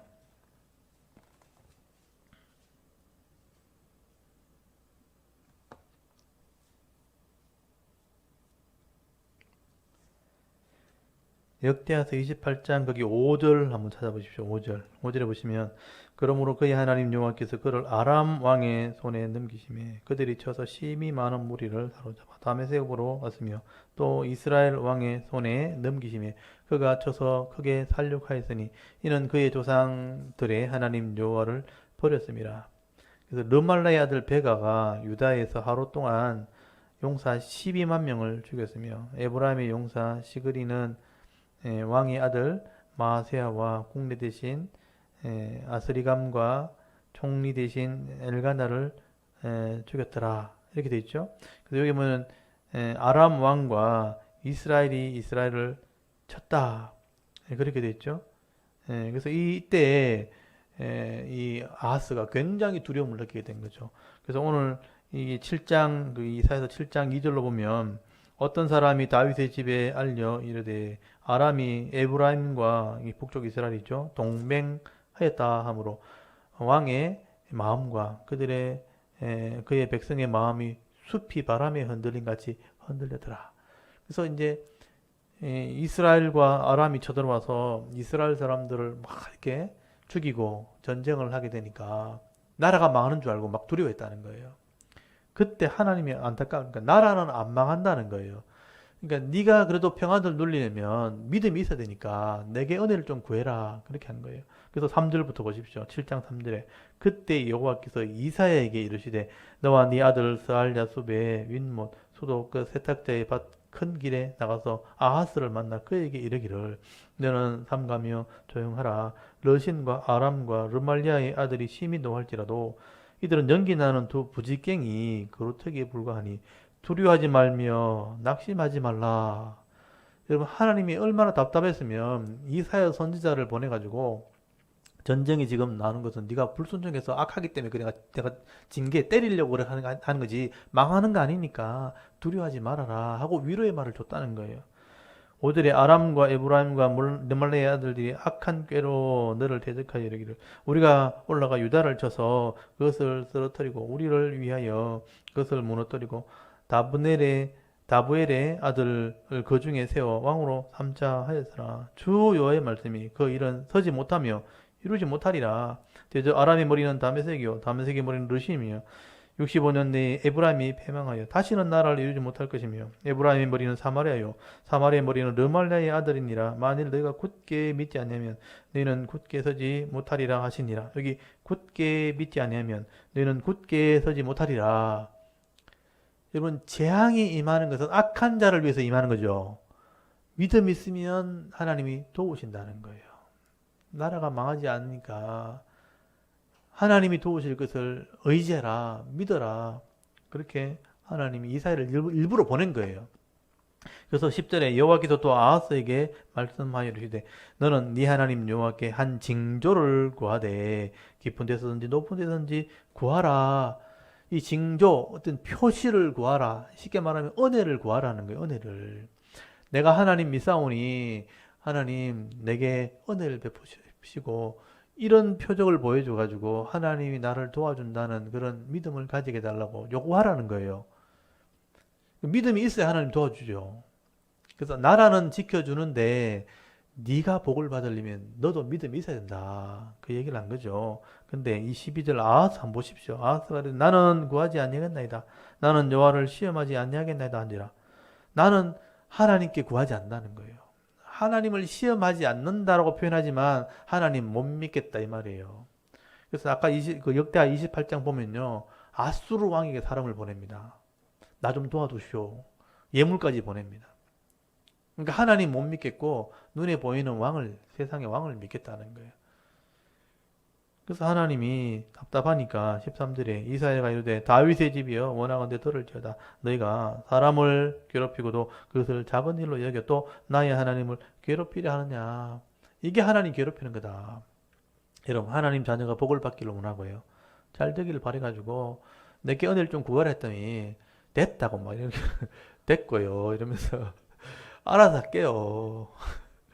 여러분 자녀들이 부모님 보니 너무 안타까워가지고 이렇게 조금 이렇게 존중이 여기는 마음을 좀 이렇게 보려고 뭐 해줄거 이러면 됐고요 이러면 해주고 싶다가도 해주기 싫은 거예요. 그러니까 이 아하스 왕이 그랬다는 거예요. 일단 하나님을 괴롭히는 거다. 이거 부모 마음을 모르는 거죠. 하나님 마음을 모르는 겁니다. 그래서 14절에 하나님도 그럼 나도 됐고 그러면 그래서 12절에 14절에 그러므로 주께서 친히 징조를 너에게 주실 것이라 보라 처녀가 잉타의 아들을 낳을 것이요 그 이름을 임마누엘이라. 여기 이제 처녀라는 말 때문에 오해가 자꾸 생기는데 이 처녀란 말은 그냥 여인, 그냥 여인, 젊은 여자 이런 뜻이에요. 그러니까 처녀라는 개념, 결혼하지 않았다 이런 개념이 강하잖아요. 그런 개념이 아니에요. 그냥 젊은 여자가 아들을 낳으면 그 아이가 중요한 거예요. 그 아이 이름이 임마누엘이 될 것이다. 그래서 이 아이를 잘 보라는 얘기죠. 그래서 여기 15절에 그가 악을 버리며 이 이제 젊은 여자가 아이를 낳으면 그 아들이 임마누엘이라는 뜻이 하나님이 우리와 함께 하신다라는 뜻이에요. 그러니까 이 아이를 통해서 하나님이 우리와 함께 하시는 것을 보여주겠다는 거예요. 그게 뭐냐? 너희들이 두려워하는 저 두 왕, 나라를 망하게 할 것 같지만 내가 저 두 나라를 망하게 할 거다. 그걸 눈으로 보게 될 거다. 그러면 이 아이의 이름의 뜻이 이루어진 걸 알게 될 거다. 하나님이 이렇게 일하시겠다는 걸 보여주는 거예요. 이게 임마누엘의 의미예요. 그래서 거기 15절에 그가 이 아이가 악을 버리며 선을 택할 줄 알 때가 되며 엉긴 젖과 꿀을 먹을 것이라. 그러니까 선악을 구별할 나이가 되면 지껏 내것 가리는 나이가 되면 이유식을 하는 젖만 먹다가 여기 엉긴 젖과 꿀을 먹는다는 것은 이유식을 하게 될 나이가 되면 어느 정도 이제 성장하게 되어지면 그때쯤 이 두 나라가 망한다는 거예요. 16절에 그래서 이 아이가 악을 버리며 선을 택할 줄 알기 전에 네가 미워하던 두 왕의 땅이 황폐하게 되리라. 이 두 왕이 바로 이스라엘과 아람이잖아요. 그 나라를 망하게 할 것을 내가 보여주겠다. 17절에 여호와께서 에브라임이 유다를 떠날 때부터 당하여 보지 못한 나를 너와 네 백성과 네 아버지 집에 임하게 하리니 곧 아수르 왕이 오는 날이라. 이 아수르 왕이 와서 이 아람을 치게 될 거다. 이게 하나님의 계획이라는 거예요. 그러니까 이것을 이제 알고 믿으면 이제 하나님 의지하게 될 텐데 이 말을 안 믿는 거예요. 그 믿음이 없는 거죠. 18절에 그 날에는 여호와께서 애굽 하수에서 먼 곳에 파리와 아수르 땅의 별을 부르시리니 다 와서 거친 골짜기와 바위 틈과 가시나무와 울타기와 모든 초장에 앉으리라. 그래서 이런 애굽이나 아수르 같은 나라들을 통해서 네가 미워하는 그 날을 하나님 치실 것이라. 20절 그 날에는 주께서 하수 저쪽에서 세내어 온 삭도 곧 아수르 왕으로 네 백성의 머리털과 발털을 미실 것이요 수염도 깎으시리라. 그래서 아수르 왕을 데리고 와서 내가 심판하게 될 거다. 여기 이스라엘을 이 머리를 깎는다는 것은 포로되게 한다는 뜻이거든요. 수치스럽게 할 거다.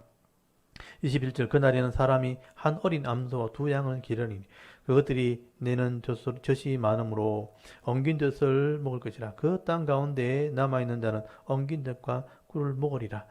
양 두 마리만 남는다는 것은 다 빼앗긴다는 뜻이에요. 원래는 양이 굉장히 많아야 살 수 있는데 양 두 마리만 남겨둔다는 것은 다 잃어버리게 될 거다. 23절에 그 날에는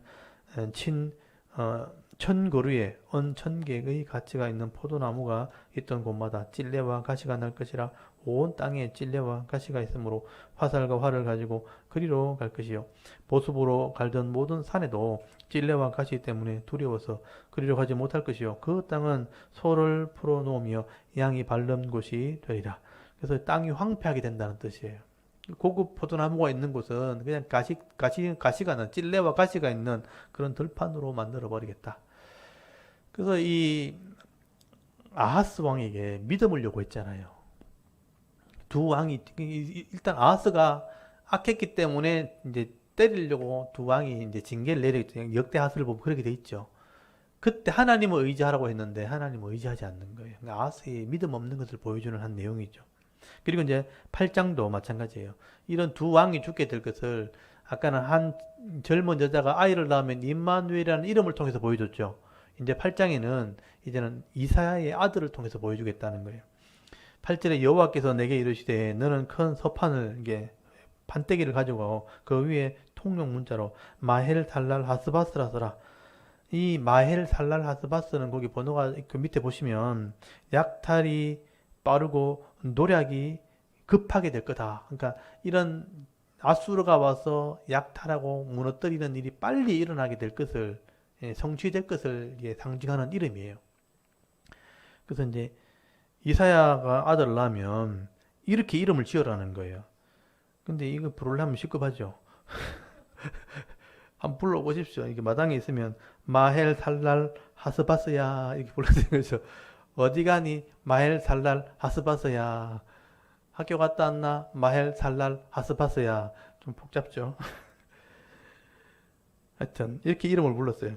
2절에 내가 진실한 정인 제사장 우리야와 여베레기야의 아들 스가랴를 불러 정언하게 하리라 하시더니 내가 내 아내를 가까이 하며 그가 임신하여 아들을 낳은지라 여호와께서 내게 이르시되 그의 이름을 마헬 살랄 하스바스라 하라. 이사야의 아들이죠.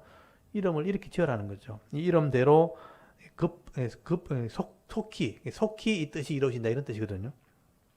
4절에 이는 이 아이가 내 아빠 내 엄마를 부를 줄 알기 전에 다음의 세계 재물과 사마리아의 노략물이 아수르 왕 앞에 옮겨질 것임이라 하시니라. 그래서 다음의 색이 아수르에게 망하게 될 것이 금방 일어날 것이다. 속히 이루어질 것이라 하는 이름이라는 것이에요. 아까 임마누엘의 이름과 맥이 같은 거죠. 같은 의미가 되는 거죠. 그래서 5절에 여호와께서 다시 내게 말씀하여 이르시되 이 백성이 천천히 흐르는 실로아 물을 버리고 르신과 르말라의 아들을 기뻐하느니라. 실로아는 거기 예루살렘에 있는 샘입니다. 샘. 르신과 르말라의 배가 르말라의 아들을 기뻐하느니라. 그러므로 주 내가 흉룡하고 창이란 큰 하수 곧 아수르 왕과 그의 모든 위력으로 그들을 덮을 것이라. 그 모든 골짜기에 차고 모든 언덕에 넘쳐 홀로 유다에 들어와서 가득하여 모기까지 미치리라. 임마누엘이여 그가 펴는 날개가 네 땅에 가득하리라 하셨느니라. 여기도 이제 아수르로 와서 이 두 왕을 치게 될 것을 말씀하시죠. 다 같은 내용이라고 보시면 되죠. 그래서 여기 여러분 여기 8장 8절까지는 그 아하스 왕의 믿음 없는 것을 이런 식으로 표현하고 있고요. 그 다음에 이제 9절부터 요거는 이제 위로의 말씀이라고 보시면 되는데요. 이렇게 아수르가 대국이 쳐들어와서 이스라엘을 이렇게 무너뜨리기도 하고 잡아가기도 하고 어려운 일이 생기고 나중에 결국 아수르에서 북쪽 이스라엘이 망하게 되죠. 이런 일이 벌어졌을 때에 사람들이 막 두려움을 가지게 되죠. 열국에 대한 두려움을 가지게 되죠. 그때 하나님께서 이방 나라들이 이렇게 일어서는 거 두려워하지 말아라. 결국 하나님 이방 나라도 내가 심판하게 될 거다. 그래서 믿음 있는 자는 구원받게 될 것을 말씀하는 어떻게 보면 위로의 말씀이라고 보시면 되죠. 그리고 이 말씀을 어떻게 보셔야 되냐면요. 이 땅에 지금 재앙도 일어나고 질병도 일어나고 막 전쟁이 난다 그러고 어려움이 뭐 경제적인 어려움이 닥친다 그러잖아요. 근데 하나님이 이런 것을 통해서 악한 자를 심판하시거든요. 근데 우리 믿음 있는 사람들은 이런 일이 왔다고 해서 내 믿음까지 잃어버리면 안 되는 거예요. 그래서 이런 일이 생겨도 하나님이 결국은 이런 어려움들을 해결해 줄 겁니다. 그런 소망을 가져야 된다는 거죠. 그래서 이 얘기는 바로 그러죠. 9절부터는 그런 얘기입니다. 한번 보십시오. 너희 민족들아 함성을 질러보아라. 이게 민족은 이방 나라들을 말해요. 끝내 패망하리라. 너희가 먼 나라 백성들이니까 이방 나라죠. 먼 나라 백성들아 들을지어다. 너희 허리를 동이라. 그러나 끝내 패망하리라. 너희 허리를 띠라. 힘을 내봐라. 그러나 끝내 패망하리라. 너희는 함께 계획하라. 그러나 끝내 이루지 못하리라. 말을 해보아라. 끝내 시행되지 못하리라. 이는 왜냐하면 우리 하나님이 우리와 함께 계심이니라. 여러분 이 말을 들어보면 대적들이 막 이방 나라가 일어나고요. 큰 대국이 나와서 이스라엘 막 침범하잖아요. 근데 너희들이 한번 계획해봐라. 허리를 동여봐라. 내가 너희를 배망할 거다. 이방 나라 마귀 한다는 얘기죠. 왜냐하면 거기 10절 거기 제일 끝에 이는 하나님이 우리와 함께 하심이라. 그 안에 믿음 있는 사람에게 하는 말이에요. 큰 대적이 일어나고 재난이 일어나고 전쟁이 일어나도 걱정하지 마라. 이 사람들 패망할 거다. 너희들이 계획을 세워봐라. 내가 이루지 못하게 할 거다. 너희들이 말을 해봐라. 내가 시행되지 못하게 할 거다. 왜냐하면 하나님은 자기 백성에 관심이 있으니까. 하나님은 우리와 함께 하기 때문에. 그게 임마누엘이잖아요.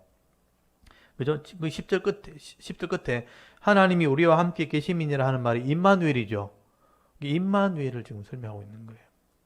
11절에 여호와께서 강한 손으로 내게 알려주시며 이 백성의 길로 가지 말 것을 내게 깨우쳐 이르되. 그래서 여기 강한 손이 대적들이 일어나잖아요. 근데 좀 약삭 빠른 사람들은, 믿음이 없는 사람들은 대국이 와서 막 다스리고 하면요, 그걸 따라가는 거예요.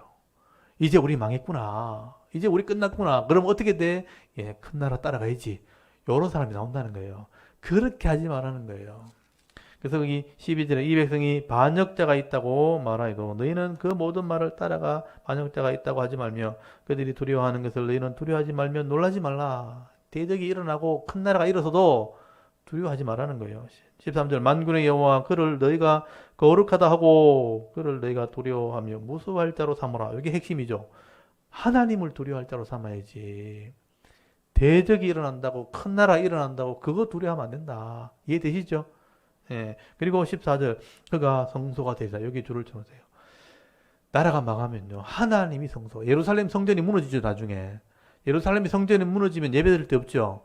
근데 하나님이 성소가 되는 거예요. 그러니까 포로되어 잡혀가도 하나님이 성소니까 하나님 믿는 믿음으로 예배하게 되는 거예요.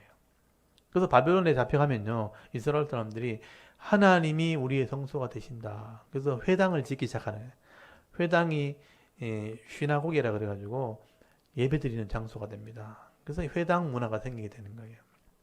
그래서 하나님이 우리의 성소가 되신다. 지금 우리가 코로나 때문에 예배당에 못 모인 상황이 됐잖아요. 그럼 하나님이 우리의 성소가 되는 거예요. 그래서 집에서 예배드리는 거예요. 가정에서 직장에서 예배드리는 거예요. 우리가 재앙으로 흩어지게 되면요 하나님이 우리의 성소가 된다는 걸 기억하셔야 돼요. 그러면 그 하나님 믿는 믿음으로 우리가 예배드리는 거예요. 그래서 그 믿음으로 예배드리는 사람이 모이면 공회가 되는 거죠. 공동체의 예배가 되는 것이고요. 이 믿음을 다시 한번 회복하는 게 이건 재앙이 될 수 있는 게 사실은요. 이걸 다시 한번 우리 기억해야 되는 거죠. 이 교회 자체가 거룩해지는 게 아니에요. 거룩한 모임 자체가 거룩해지는 것이죠. 그래서 흩어지면 가정에서 예배드리고 또 모이면 교회에서 예배드리고 이걸 다시 한번 일깨우는 시간이 되어야 되는 거예요. 그래서 재앙이 와도 대군이 일어나도 그것 따라가지 말고 여기 하나님을 두려울 자로 삼아라. 너희가 거룩하다 하고 여호와가 너희를 거룩하다 하고 그를 너희가 두려워할 자로 무서워할 자로 삼으라. 그래서 14절 그가 성소가 되리라. 그러나 이스라엘의 두 집에는 걸림돌과 걸려 넘어지는 반석이 되실 것이며 예루살렘 주민에게는 함정과 올무가 되시리니 많은 사람들이 그로 말미암아 걸려 넘어질 것이며 부러질 것이며 덫에 걸려 잡힐 것이니라. 그래서 여기까지는 이제 위로의 말씀이라고 보시면 되겠죠. 그리고 16절에 보시면 단락이 나눠져 있는 것은 이 예언의 말씀을 이사야 선지자에게 봉함에 쌓두어라. 쌓두면 나중에 이 일이 성취되었을 때 그 말씀을 읽어보면 말씀대로 되었다는 걸 알게 될 거다. 그래서 16절에 보시면 너는 증거의 말씀을 싸매며 율법을 내 제자들 가운데 봉함하라. 이 지금 두 나라가 망한다는 얘기와 또 이런 아수르를 통해서 나라가 이제 망하게 될 것을 예언했는 걸 감춰둬라. 나중에 한번 읽어봐라 이 말이죠. 말씀대로 된다는 얘기입니다. 17절에 이제 야곱의 집에 대하여 얼굴을 가리시는 여호와를 나는 기다리며 그를 바라보라. 이건 이사야의 고백이죠. 지금은 얼굴을 감추고 계시지만 그 일을 성취하실 그분을 내가 기다릴 거다. 기대할 거다. 이게 우리의 믿음을 얘기하는 겁니다. 18절 보라 나와 및 여호와께서 내게 주신 자녀들이 이스라엘 중에 징조와 예표가 되었나니 이는 시온산에 계신 만군의 여호와께로 말미암음이니라. 어떤 사람이 너에게 말하기를 주절거리며 속살 거리는 신접한 자와 마술사에게 물어라 하거든 백성이 자기 하나님께 구할 것이 아니냐 산 자를 위해 죽은 자에게 구하겠느냐 하라. 이런 어려움이 생기면 하나님은 보이지 않으니까 점쟁이 찾아가고 막 이런다는 거예요. 그때도 마찬가지예요. 하나님을 안 믿는 사람들은 이런 신접한 자, 무당들을 찾아가고 묻게 된다는 거죠. 그렇게 하지 마라 이렇게 하는 거죠. 그래서 20절 마땅히 율법과 증거의 말씀을 따를지니 그들이 말하는 바가 이 말씀에 맞지 않냐면 그들이 정령 아침빛을 보지 못하고 이 땅으로 헤매며 곤고하며 굶주릴 것이라. 그가 굶주릴 때에 격분하여 자기의 왕과 자기의 하나님을 저주할 것이며 위를 보거나 땅을 굽어보아도 환난과 흑암과 고통의 흑암뿐이니 그들이 심한 흑암 가운데 쫓겨 들어가리라. 그러니까 말씀을 믿지 못하는 사람은 그 시대에 복을 못 받는 거예요. 여러분 하나님은 하나님 나라를 계속 세워나가시지만 우리가 믿음이 없으면 내가 복을 못 받는 거예요. 나 믿음이 있으면 하나님 나라와 함께 복을 받는 거죠.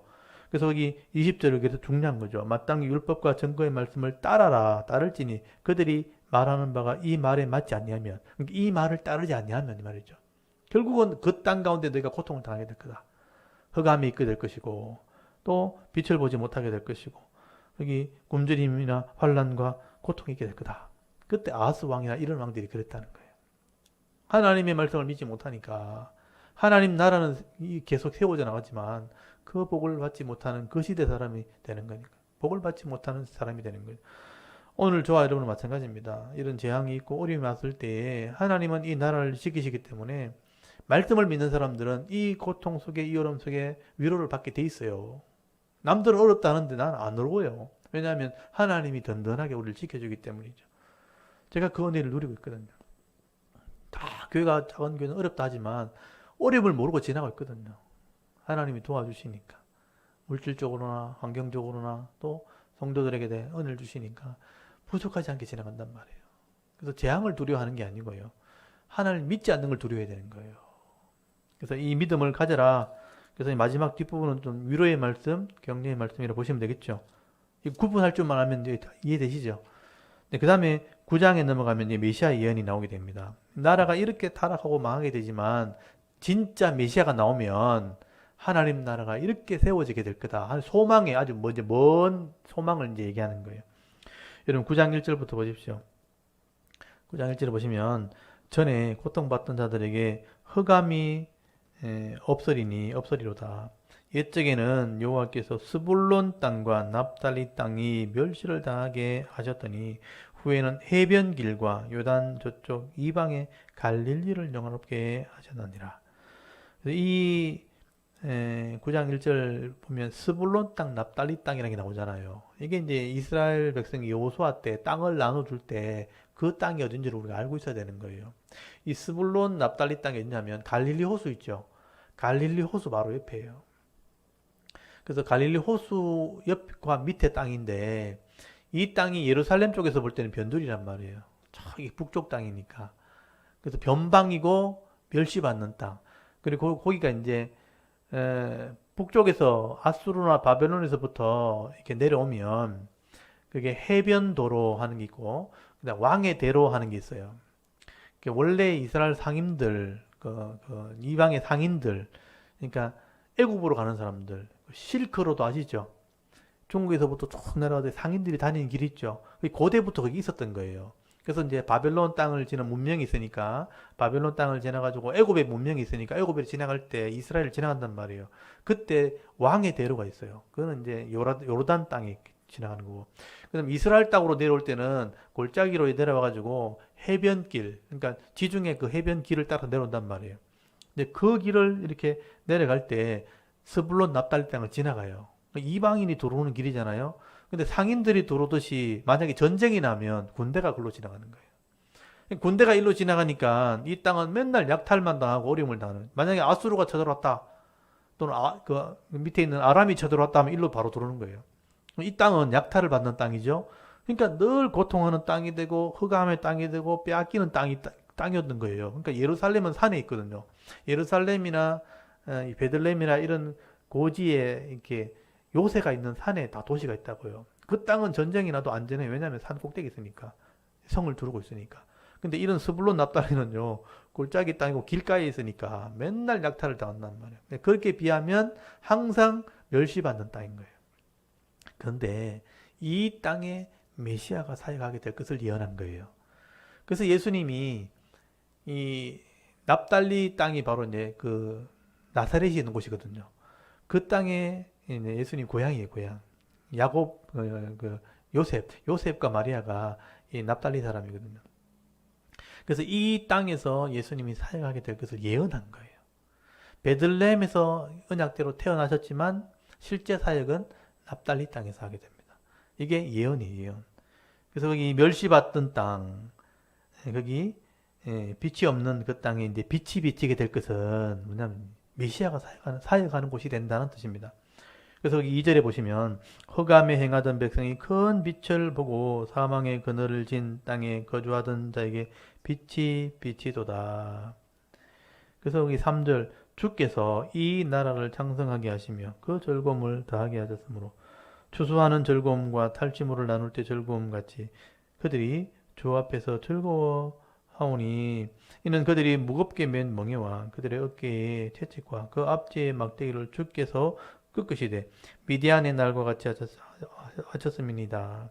어지러이 싸우는 군인들이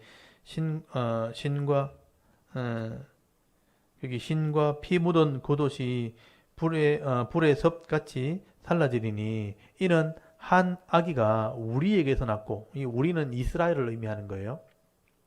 한 아기가 바로 예수님을 상징하죠. 한 아이가 우리 이스라엘에서 낳고 한 아들을 우리에게 주신 바 되었는데 그의 어깨 이 한 아기가 나중에 메시아가 되니까 메시아의 어깨에는 정사를 메었고 정사라는 건 뭐냐면 나라를 의미 나라 어떤 정치할 수 있는 나라를 의미하거든요.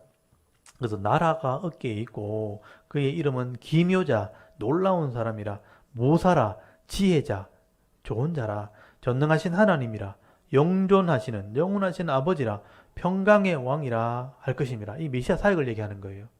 이런 한 아기가 이스라엘에서 나오는데 이런 아이가 나중에 장성하면 나라가 그 위에 어깨에 있는데 이런 전능하신 하나님이라 영존하시는 분이라 평강의 왕이라 놀라운 분이라 지혜자라 이런 말을 듣게 될 거다. 이게 메시아 사역을 말하는 거죠. 그리고 7절에 그 정사와 이 통치와 평강의 더함이 무궁하며 또 다윗의 왕좌와 그의 나라에 군림하여 그 나라를 굳게 세우고 지금 이후로 영원히 정의와 공의 또 나왔죠. 이 말씀을 의미하죠. 정의와 공의로 그것을 보존하실 것이라 만군의 여호와의 열심히 이를 이루시리라. 만군의 여호와의 열심 이게 바로 하나님 계획이잖아요. 하나님의 계획이 이것을 성취하게 될 거다. 이루게 될 거다 하고 예언하고 있는 거예요.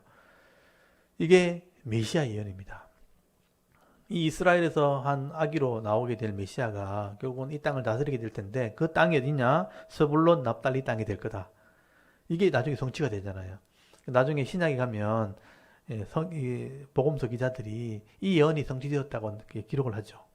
예수님께서 이런 납달리와 스불론 땅에서 사역하신다 그랬더니 진짜 거기서 일하셨다.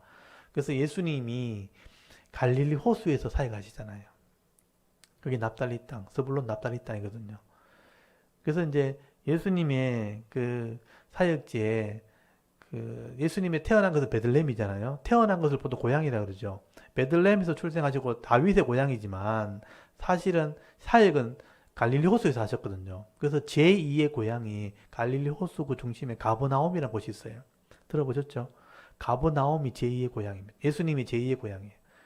그래서 가버나움에 가면 지금 예수님 흔적이 제일 많이 남아있어요. 베드로의 집이 가버나움에 있어요. 그 중풍병자 4명 그 친구가 이렇게 메고 가지고 집을 헐어서 내려오는 거 있죠. 그게 가버나움이에요.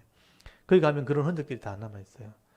그래서 예수님이 가버나움을 중심으로 해서 말씀을 가르치시고 거기 바로 언덕, 그 옆에 언덕이 그 오병이의 기적을 행했던 언덕이 있어요. 지금도 거기 교회 팔복교회라고 지금 팔복의 말씀을 전하셨다 그래가지고 그 교회가 지금도 세워져 있고요. 그래서 갈릴리 호수 주위에 보면 예수님이 사역했던 흔적들이 지금 다 남아있어요. 그게 이 말씀이 성취된 겁니다. 납달리 스불론 땅에서 이 빛이 비쳐서 예수님이 사역할 때 사역지가 된다 하는 얘기를 하시게 된 거예요. 그리고 이게 8절에 보시면 이스라엘의 멸망에 대해서 얘기합니다. 그러니까 그 당시 요건 이제 요까지가 7절까지가 메시아 예언이고요. 8절부터는 그 당시 이스라엘의 죄에 대해서 지적을 한 겁니다. 그러니까 이런 이스라엘은 망하지만 메시아가 결국 나라를 세우게 될 것을 예언하고 있죠. 8절 한번 보십시오. 주께서 야곱에게 말씀을 보내시며 그것을 이스라엘에게 임하게 하셔서 어떤 말씀을 주셨는데 그게 뭐냐? 9절에 모든 백성 곧 에브라임과 사마리아 주민이 알 것이언을 그들이 교만하고 완악한 마음으로 말하기를. 여기 에브라임과 사마리아 주민이라고 돼 있죠. 여기 북쪽 이스라엘의 죄죠. 그러니까 이 북쪽 이스라엘이 나중에 히스기야 때 망하거든요. 그러니까 지금 아하스 왕 나왔죠. 아하스의 아들이 히스기야죠. 그 히스기야 때 북쪽이 망한단 말이에요. 북쪽이 왜 망하는지를 지금 설명하는 거예요. 이 사람이 교만하면서 어떤 말을 했는가? 악한 말을 했는데 10절 보세요. 벽돌이 무너졌으나 우리는 다듬은 돌로 쌓고 뽕나무들이 찢겼으나 우리는 백향목으로 그것을 대신하리라 하는도다. 하나님이 말 들으라고 때렸단 말이에요. 그러면 회개해야 되죠. 그런데 됐고요 하면서 이제 자기들이 짓겠다는, 우리는 다시 세우면 되지 이러면서 한번 보십시오. 집을 무너뜨리면 돌로 다시 쌓고 나무를 이렇게 무너뜨리면 내가 백향목으로 다시 지으면 되지. 회개할 마음이 없다는 뜻이에요. 이게 교만하다는 것을 말하는 거예요. 11절에 그러므로 여호와께서 너신의 대적들을 일으켜 그를 치게 하시며 그의 원수들을 격동시키리니, 이 너신의 대적들이 아수르잖아요. 아수르를 통해서 친다는 얘기죠. 12절 앞에는 아람이요 뒤에는 블레셋 사람이라 그들이 모두 입을 벌려 이스라엘을 삼키리라. 그럴지라도 여호와의 노가 돌아서지 아니하며 그 손이 여전히 펴져 있으리라. 여러분, 아람을 통해서 먼저 때리고 아직 손이, 하나님 매를 든 손이 펴져 있다는 거예요. 아직 더 맞아야 된다는 거죠.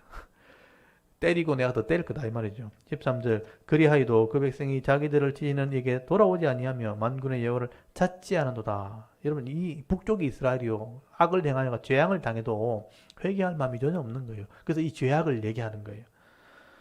회개하지 않는다. 14절에 그러므로 여호와께서 하루 사이에 이스라엘 중에 머리와 꼬리와 종려나무 가지와 갈대를 끊으리니, 여기 머리, 꼬리, 이게 15절에 나오죠. 그 머리는 장로, 어른들, 존귀한 자, 지도자들이죠.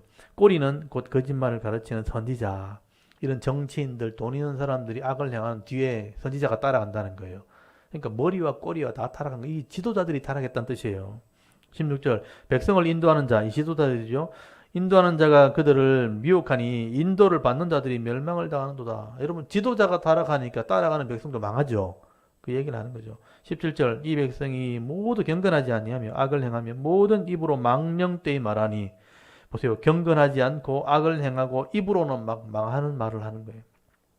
그러므로 주께서 그들의 장정들을 기뻐하지 아니하시며 그들의 고아와 과부를 긍휼히 여기지 아니하시리라. 그럴지라도 여호와의 진노가 돌아서지 아니하며 그의 손이 여전히 펴져 있으리라. 아직도 손이 펴져 있다는 것은 매를 더 맞아야 된다는 거죠. 18절 대저 악행은 불타오르는 것 같으니 곧 찔레와 가시를 삼키며 빽빽한 수풀을 살라 연기가 위로 올라가게 함과 같은 것이라. 만군의 여호와의 진노로 말미암아, 보세요, 이 땅이 불타리니 백성은 불의 섭과 이 지푸라기 같을 것이라. 사람이 자기 형제를 아끼지 아니하며 오른쪽으로 옮기는 자라도 줄이고 왼쪽으로 먹을지라도 배부르지 못하여 각각 자기 팔의 고기를 먹을 것이며, 다 빼앗긴다는 뜻이에요. 오른쪽으로 숨겨도 왼쪽으로 숨겨도 자기 팔에 있는 것밖에 못 먹는 거죠. 자기 팔을 다 뜯어 먹는다는 뜻이에요. 21절 므낫세는 에브라임은 므낫세를 서로 죽이는 거죠. 여러분, 에브라임과 므낫세는 형제입니다. 요셉의 아들이잖아요. 그렇죠? 남 거 뺏어 먹다가 안 되니까 형제끼리 다 뺏어 먹는 거예요. 그래서 여기 므낫세는 에브라임 므낫세를 먹을 것이요 또 그들이 합하여 유다를 치리라. 남쪽까지 치러 온다는 거죠. 그럴지라도 여호와의 진노가 돌아서지 아니하며 그의 손이 여전히 펴져 있어요. 그래서 이스라엘이 이렇게 악을 행했다는 겁니다. 북쪽 이스라엘이 이렇게 해서 망하게 되는 겁니다. 그리고 10장에 계속 넘어가서 이스라엘 죄를 다 계속 얘기합니다. 불의한 법령을 만들며 불의한 말을 기록하며, 불의한 자기들의 법을 만든 거예요. 하나님 말씀 버리고. 2절 가난한 자를 불공평하게 판결하여 가난한 내 백성의 권리를 박탈하며 과부에게 토색하고 고아의 것을 약탈하는 자는 화 있을진저 이런 법을 만들어 가지고요. 가난한 자의 것을 다 뺏어요. 잘못된 법이죠. 3절 벌하시는 날과 멀리서 오는 환란 때에 너희가 어떻게 하려느냐 누구에게로 도망하여 도움을 구하겠느냐 구하겠으며 너희의 영화를 어느 곳에 두려느냐 포로된 자 아래에 굽부리며 죽임을 당한 자 배 엎드러질 따름이니라. 그럴지라도 여호와의 진노가 돌아서지 않으며 그의 손이 여전히 펴져 있어요. 아직 더 맞아야 된다는 거죠. 그 다음에 이제 5절부터는 아수르에 대한 책망입니다. 아수르. 여러분 이렇게 이 북쪽 이스라엘이 악을 행하니까 아수르를 데리고 와서 때리거든요. 근데 아수르가 또 교만하네요. 또 아수르 와가지고 내가 또 너희를 다 죽였다 하면서 하나님 백성을 내가 죽였다. 그래서 내가 하나님보다 더 높다 이러면서 또 악을 행한다네요.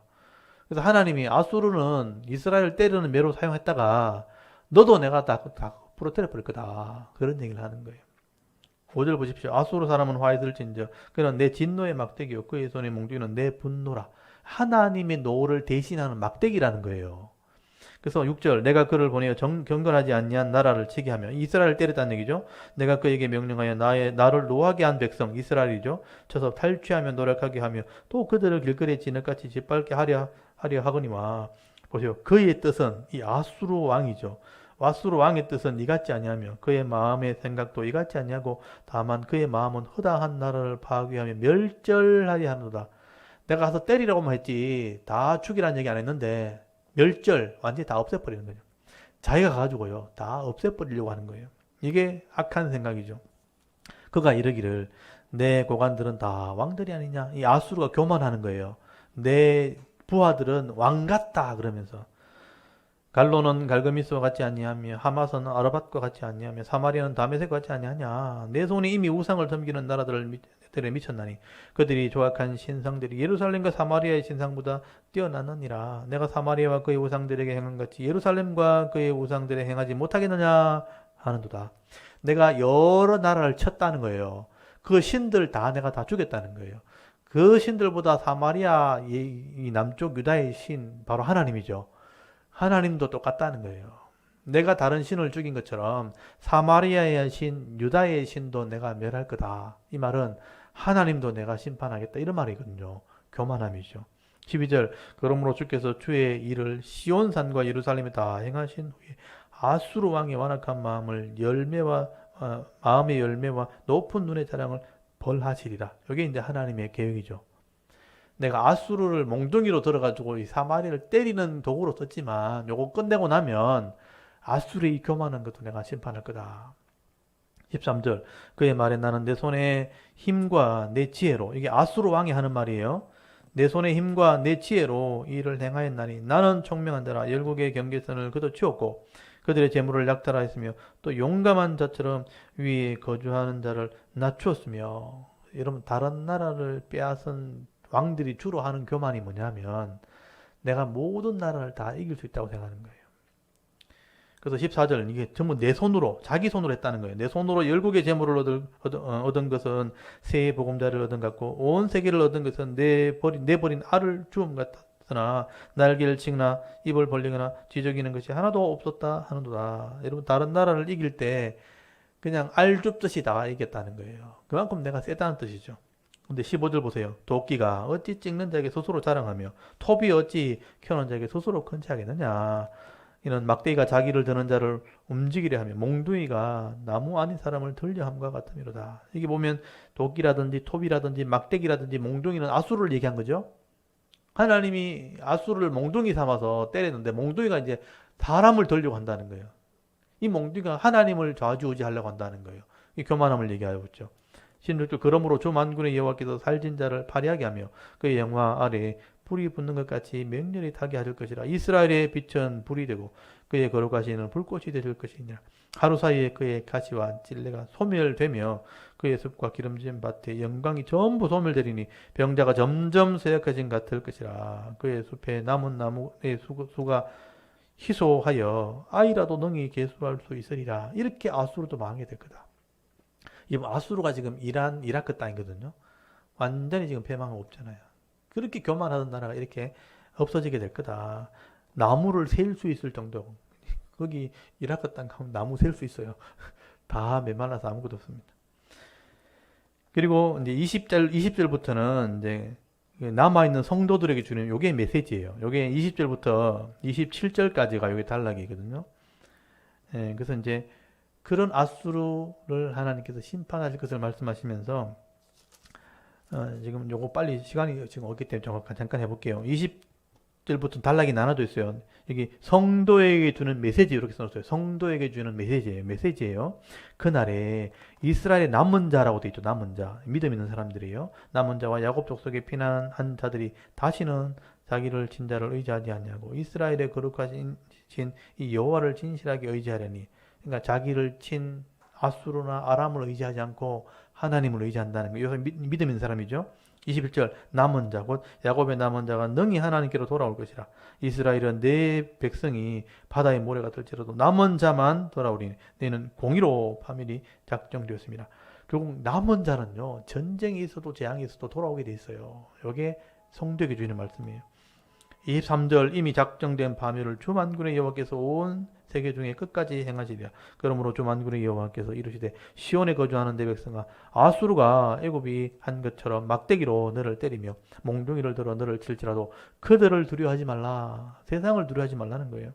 내가 오래지 아니하면 네게는 분을 그치고 그들은 내 진노로 멸하리라 하시도다. 만군의 여호와께서 채찍을 들어 그를 치시되 오렙 바위에서 미디안을 쳐 죽이신 것 같이 하실 것이며 막대기를 드시고 바다를 향하여 애굽에서 하신 것 같이 하실 것이라. 홍해를 지난 것처럼 한다는 거죠.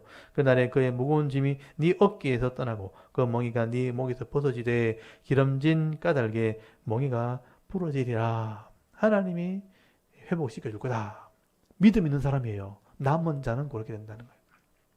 그래서 여러분 이걸 오늘날 적용하면 아무리 재앙이 와도 어려움이 와도 나라가 어렵고 뭐 정치가 엉망이 됐다 해도 믿음 있는 사람은 하나님이 지켜준다는 거예요. 그래서 세상의 왕을 힘 있는 사람 두려워하지 말고 하나님을 신뢰라. 그게 믿음이라는 겁니다.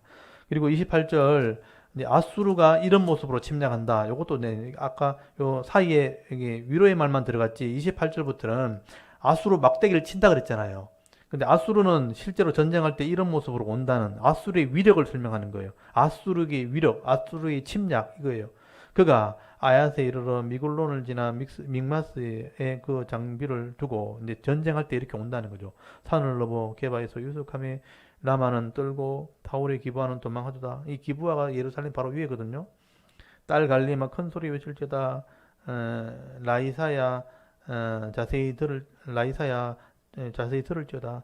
가련하다 너 아나 도시여 메나는 피난하며 게빔 주민은 도망하도다. 아직 그 날에 그가 노베에서 쉬고 딸 시온산 곧 예루살렘 산을 향하여 손을 흔들리로다. 보라 만군의 여호와께서 혁격한 위력으로 그 가지를 꺾으시리니 그 장대한 자가 찢길 것이요 그 높은 자가 낮아질 것이며 쇠로 그 빽빽한 숲을 베시리니 레바논이 권능 있는 자에게 배임을 당하리라.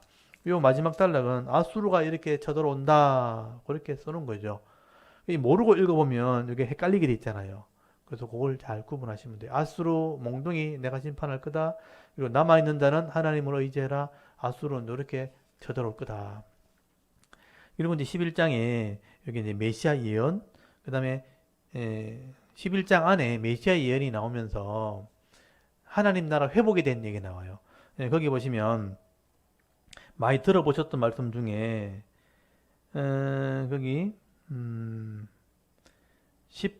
11장 8절 보시면 젖 먹는 아이가 독사의 구멍에 장난치며 젖된 어린아이가 독사의 굴에 손을 넣을 것이라 하는 이런 얘기 들어보셨죠?